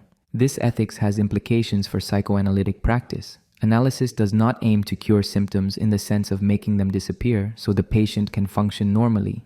It aims to transform the patient's relationship to their symptom, their fantasy, their desire. The goal is not adaptation, but subjective transformation, allowing the analysand to recognize and assume their desire rather than remaining alienated from it.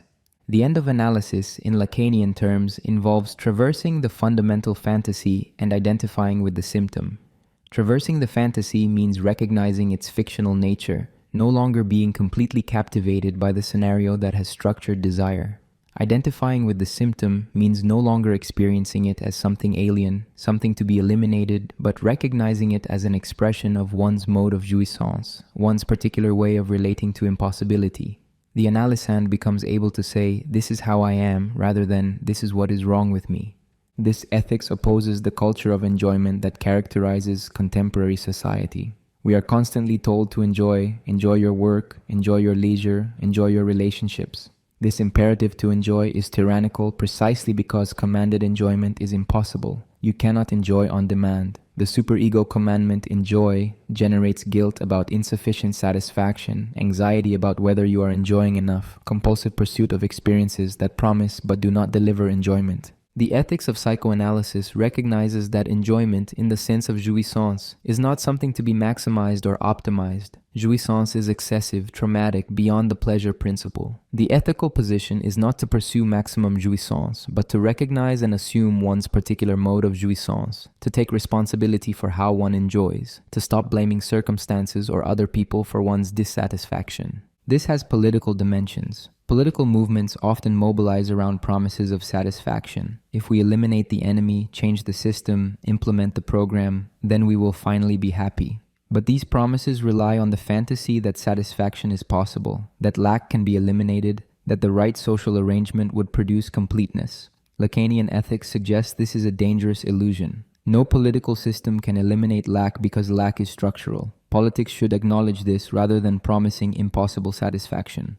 This does not mean political quietism. It means politics that recognizes limitation, that does not promise total solutions, that allows for conflict and incompleteness, rather than fantasizing about harmonious totality. It means opposing systems that claim to have answers to everything, that promise to make society whole, that demand subjects sacrifice their desire for the greater good. Authentic politics maintains space for desire, for questioning, for the recognition that society is irreducibly divided. The ethical imperative not to give up on desire also means resisting capture by the discourse of the master, by ideologies that tell you what to want, by the university discourse that transmits knowledge in service of power.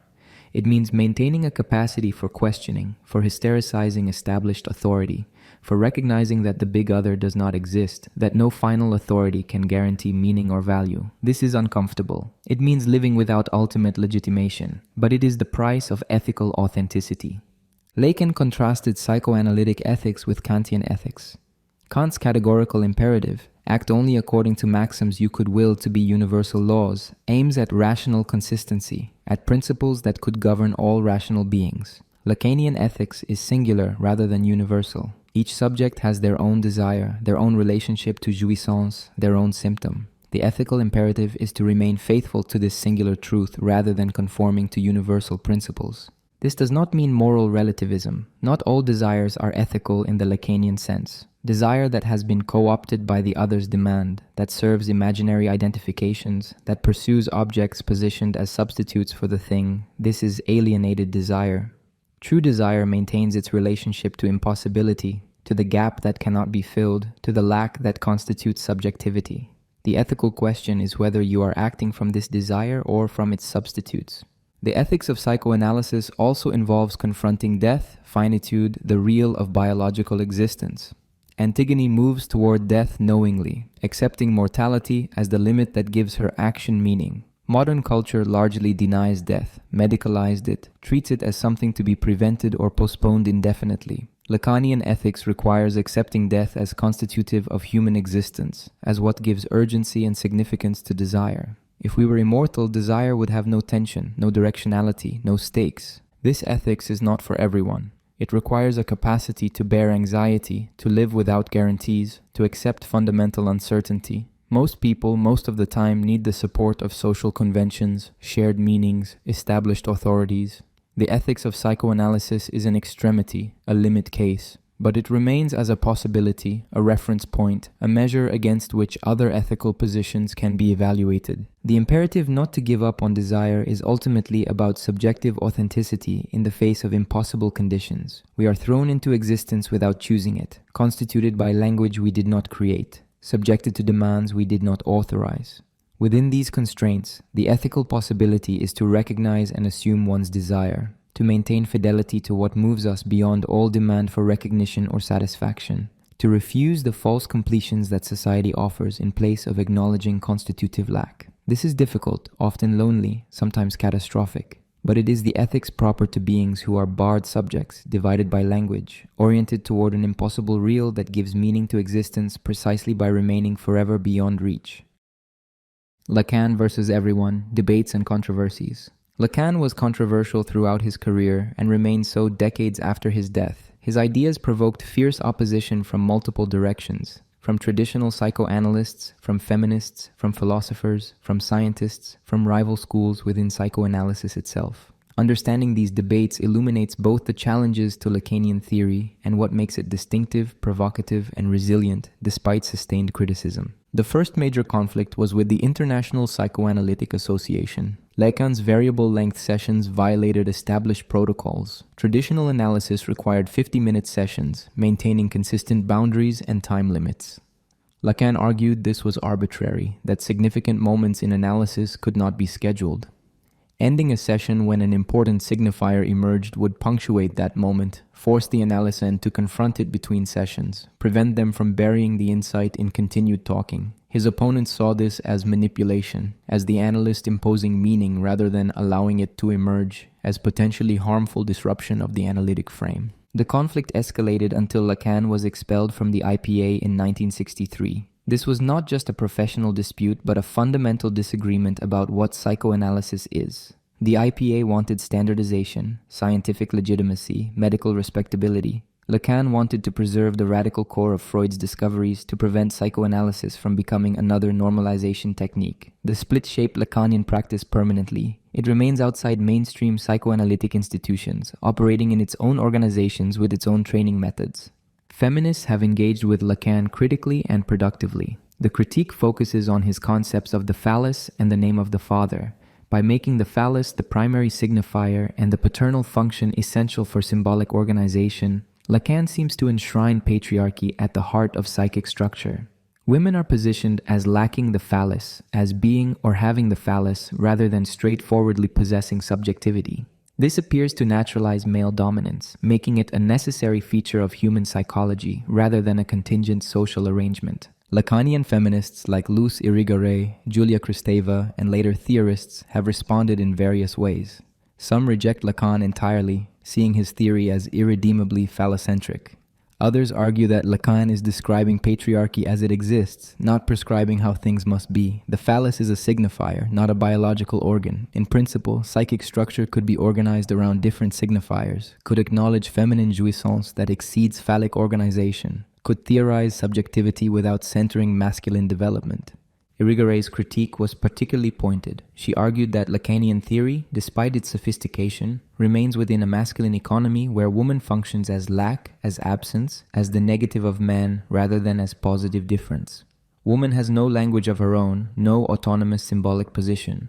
Irigaray sought to develop an alternative feminine symbolic, a way of theorizing female subjectivity and desire that does not simply position women as not men. Cognitive science and neuroscience have generally ignored or dismissed Lacanian psychoanalysis. From their perspective, Lacan's concepts are unfalsifiable, unscientific, untestable. There is no empirical evidence for the unconscious structured like language, for the mirror stage producing permanent psychic structure, for the real as a theoretical category. Modern psychology studies measurable behaviors, neural correlates, information processing. Lacanian concepts seem pre-scientific, more like philosophy or literary theory than genuine psychology. Lacanians respond that cognitive science fundamentally misunderstands its object. The scientific method appropriate for studying physical phenomena cannot simply be applied to subjective experience, meaning, and desire. Psychoanalysis is not trying to discover causal laws, but to interpret meaning, to trace unconscious significance, to transform subjective positions. Its validation comes from clinical effectiveness and theoretical coherence, not from controlled experiments. The demand that psychoanalysis conform to natural science methods misunderstands what kind of discipline it is. Philosophers have criticized Lacan's use of mathematics and logic. He drew on topology, set theory, and formal logic to model psychic structures. Critics argue he misunderstood or misapplied these mathematical concepts, that the Borromean knot and topological surfaces are metaphors at best, not genuine formalizations. Mathematicians point out errors and confusions in Lacan's mathematical passages. The accusation is that Lacan used mathematical terminology to create an appearance of rigor while actually producing obscurity.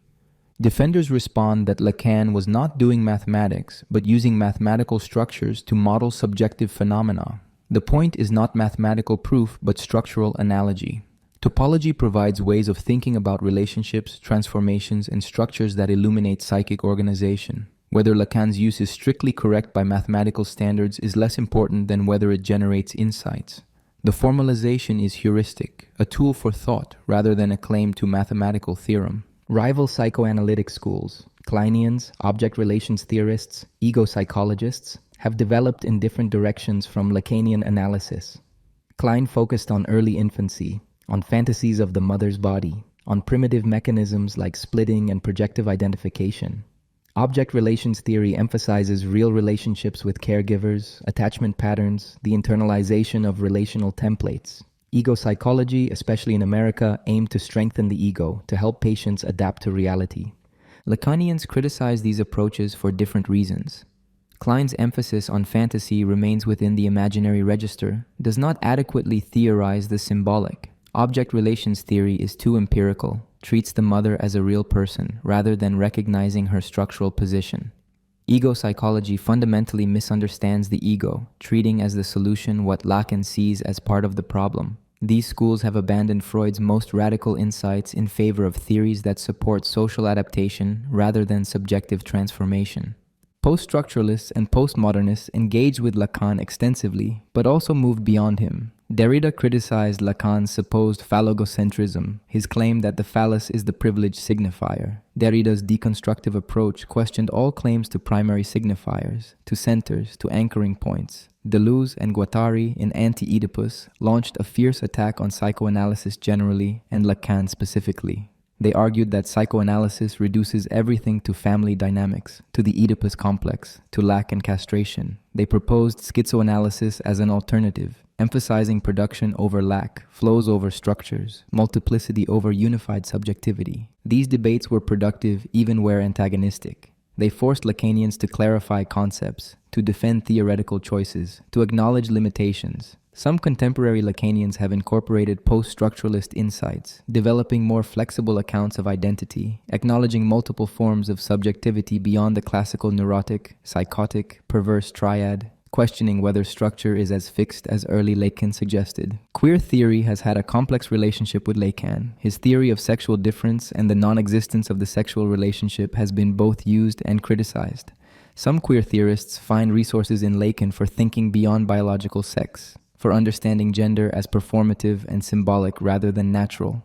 Others reject his framework as too committed to binary sexual difference, as unable to theorize transgender experience, non-binary identities, or sexualities that do not fit his masculine-feminine schema. Contemporary Lacanians have engaged with these critiques, some proposing that the masculine and feminine positions should be understood as available to anyone regardless of biological sex or gender identity. The positions are structural relationships to the phallic signifier and Juisance, not essential identities tied to anatomy. This reading makes Lacanian theory more compatible with queer and transgender theories, though tensions remain about whether the basic framework is salvageable or irredeemably committed to problematic binaries. The reproducibility crisis in psychology and the broader critique of psychotherapy effectiveness have created challenges for all analytic schools. Studies show modest effects for psychoanalytic therapy, no better than other approaches, and often requiring much longer treatment. Insurance companies refuse to pay for long-term analysis. Medical models emphasizing brief, symptom-focused interventions dominate. Lacanian analysis, which can take years and does not aim at symptom removal but subjective transformation, seems like an expensive, inefficient luxury. Lacanians respond that this criticism misunderstands the goals. Analysis is not medical treatment aiming to cure illness. It is an ethical practice aimed at transforming the subject's relationship to desire, fantasy, and enjoyment. Success cannot be measured by symptom checklists or brief assessments. The effects are deep structural changes that may not be immediately visible or quantifiable. Moreover, the medical model itself is ideological, serving pharmaceutical and insurance interests rather than genuine therapeutic effectiveness. The question of Lacan's personal conduct has also generated controversy. He could be cruel to students, arbitrary in his institutional decisions, grandiose in his self-presentation. His brief sessions sometimes lasted only minutes, which critics saw as exploitative. The patient paid for an hour but received minimal time. His theoretical style was deliberately obscure, requiring extensive interpretation and creating dependence on authorized commentators. These personal and institutional issues raise questions about whether Lacanian practice can be separated from Lacan himself, whether the theory can be preserved while rejecting problematic aspects of how he practiced and taught. The strongest Lacanian response is that the theory must be judged on its explanatory power and clinical effectiveness, not on Lacan's personal failings. Like all thinkers, he was limited by his historical moment, his biases, his personal psychology. The question is whether the concepts illuminate subjective structure, whether they help in understanding culture and politics, whether they facilitate genuine transformation in clinical practice. Lacanian theory has proven generative, spawning ongoing theoretical development, clinical innovations, and applications across multiple fields. This continued productivity suggests the framework has value beyond its originator's limitations. The controversies surrounding Lacan are not incidental but structural. His theory challenges fundamental assumptions about subjectivity, refuses easy empirical validation, operates at a level of abstraction that seems divorced from practical concerns. It demands difficult reading, tolerates ambiguity, resists reduction to clear propositions. These features make it vulnerable to criticism, but also account for its continued relevance. Theories that are immediately clear, easily tested, and practically applicable often lack the depth to address the genuine complexity of human subjectivity. Lacan's difficult, controversial, contested theory remains vital precisely because it refuses to simplify what cannot be simplified, to normalize what resists normalization, to promise satisfactions it cannot deliver. Living with Lacan, practical applications today. After 19 chapters exploring Lacanian theory, a practical question emerges. What difference does any of this make? How do these abstract concepts, the barred subject, object A, the name of the father, Juisance, actually apply to lived experience? Can Lacanian psychoanalysis offer guidance for navigating contemporary life, or does it remain purely theoretical, relevant only in the clinic or the seminar room? The answer is that Lacanian concepts provide a distinctive way of understanding everyday suffering and possibility. They do not offer self-help solutions or therapeutic techniques promising happiness. They offer something different. Tools for recognizing the structures that shape experience, for understanding why certain patterns repeat, for identifying the fantasies that organize desire, and for accepting limitations rather than fighting impossibly against them. Start with relationships. Lacanian theory explains why romantic relationships are so difficult, why the promise of completion never materializes, why partners misunderstand each other despite genuine love. The insight that there is no sexual relationship, that subjects do not naturally complement each other, changes expectations. You stop waiting for the relationship that will finally be easy, that will require no work, where understanding is automatic. You accept that all intimacy involves negotiation across a fundamental gap, that your partner will always remain partially opaque, that desire will never be fully satisfied. This is not pessimistic, it is realistic. It allows for relationships based on something other than the fantasy of fusion. You can love someone while recognizing they cannot complete you, while accepting that you do not fully understand them, while knowing that desire will continue beyond the relationship.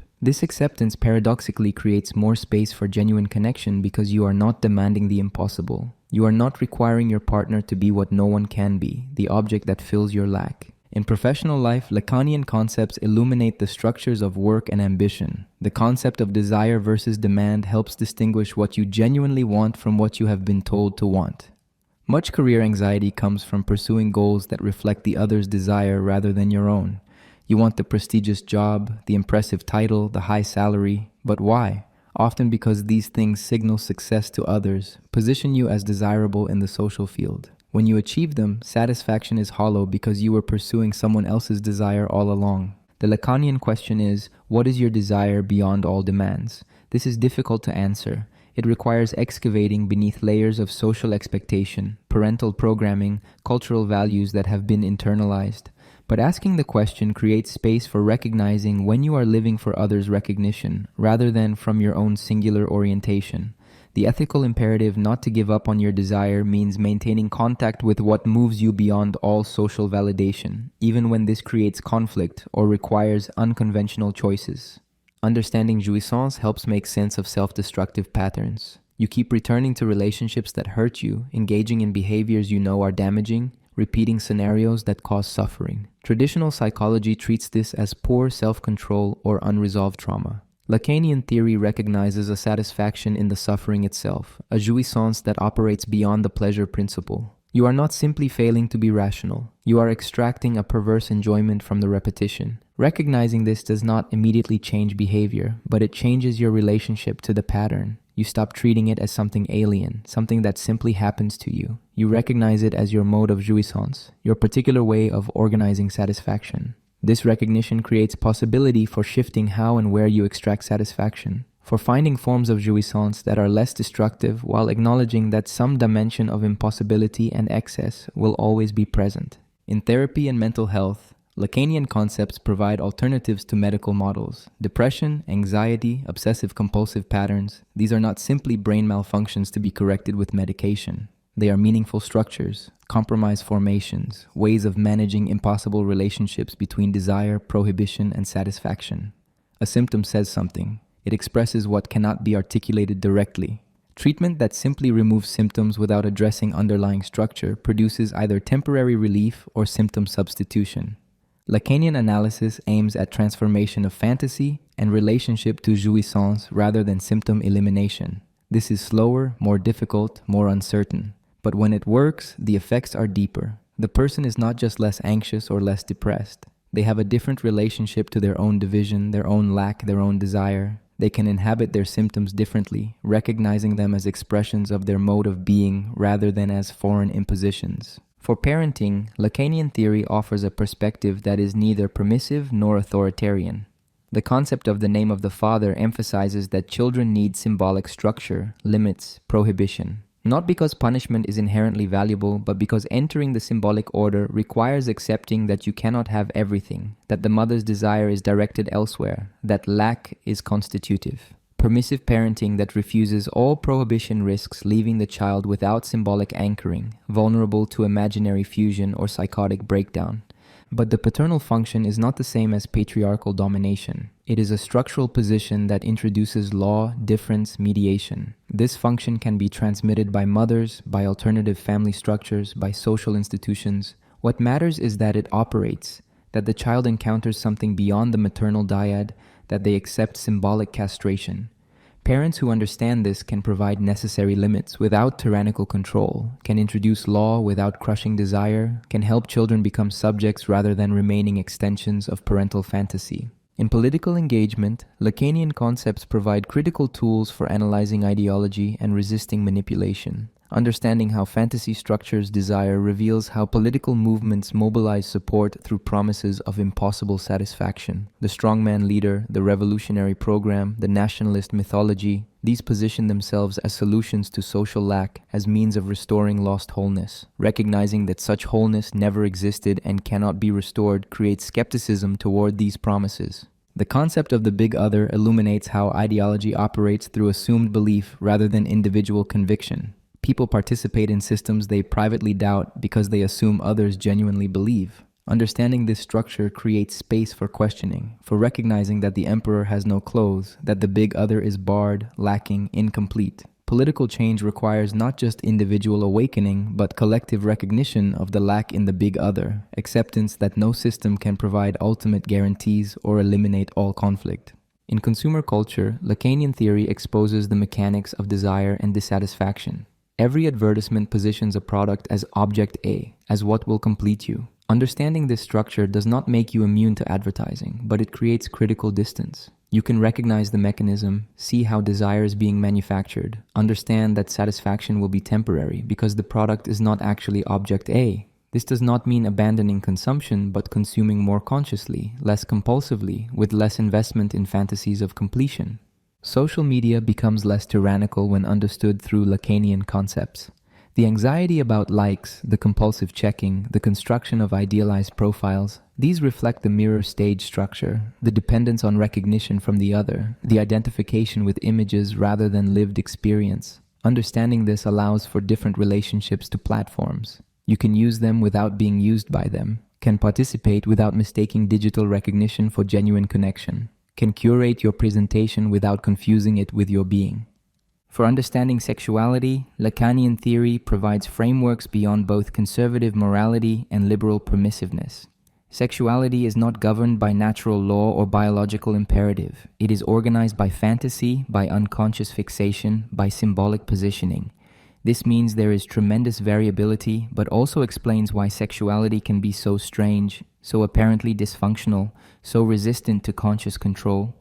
Understanding your own fantasies, recognizing object A in your desire, examining the scenarios that structure arousal, these create possibilities for less shame, less compulsive behavior, more conscious choices about how to relate to sexual desire. The concept of traversing the fantasy applies beyond clinical analysis. It means recognizing the stories you tell yourself about who you are, what you need, what would make you happy, and seeing them as stories, as constructions, as fantasies rather than truths. This does not eliminate fantasy, which is impossible and undesirable, but it creates flexibility, the ability to shift perspective, to recognize that things could be narrated differently, that your identity is not fixed by the fantasy that has organized it. For dealing with anxiety, Lacanian theory explains why anxiety is not just a problem, but a signal. Anxiety emerges when object A appears too close, when the distance that sustains desire collapses, when you confront something that exceeds symbolic coordinates. Rather than treating anxiety as dysfunction requiring medication, Lacanian approach examines what the anxiety signals, what encounter is being avoided, what real is pressing too close. This does not make anxiety comfortable, but it makes it meaningful, something to work with rather than simply suppress. In aging and confronting mortality, Lacanian concepts provide resources for accepting finitude. The denial of death in contemporary culture reflects refusal to accept the real of biological limitation. The fantasy is that medical intervention, healthy living, or future technology will postpone death indefinitely. Lacanian ethics requires accepting death as constitutive, as what gives desire urgency and meaning. This does not mean welcoming death, but integrating it into life, allowing awareness of mortality to shape choices and priorities. For creative work, understanding desire and Juisance illuminates both motivation and blockage. Creative production is driven by something beyond conscious intention, by unconscious forces that resist direct control. Writer's block, artistic crisis, creative exhaustion, these often reflect conflicts between desire and demand, between singular orientation and external expectations. Recognizing this allows for different relationships to creative practice, less investment in outcomes or recognition, more focus on the process as a mode of working with the impossible. The practical application of Lacanian concepts ultimately involves accepting what cannot be changed while creating space for what can. You cannot eliminate lack, cannot achieve completion, cannot find the object that will satisfy desire definitively. But you can transform your relationship to lack, can recognize fantasies for what they are, can shift how and where you extract jouissance, can maintain fidelity to your desire rather than betraying it for false satisfactions. This is not a program of self-improvement. It is a way of living with impossibility, of accepting the human condition as it is, rather than chasing fantasies of transcending it. Lacanian concepts provide language for understanding suffering, frameworks for recognizing patterns, tools for questioning assumptions. They do not promise happiness, but offer something perhaps more valuable: the possibility of living authentically as divided subjects in a world without ultimate guarantees, oriented by desire toward impossibilities that give meaning to existence precisely because they remain forever beyond reach. The concepts remain difficult, the theory demanding, the clinical work slow and uncertain. But for those willing to engage seriously with Lacanian thought, it offers resources for understanding and inhabiting contemporary life that are available nowhere else. Not solutions, not answers, not techniques for optimization or achievement, but ways of thinking about desire, identity, enjoyment, and existence that respect their genuine complexity, that refuse false simplifications, that acknowledge both the necessity and impossibility of satisfaction, and that create space for living with these paradoxes rather than denying them. This is what living with Lacan means. Not applying formulas, but thinking with concepts that illuminate the strange, divided, desiring condition of being human.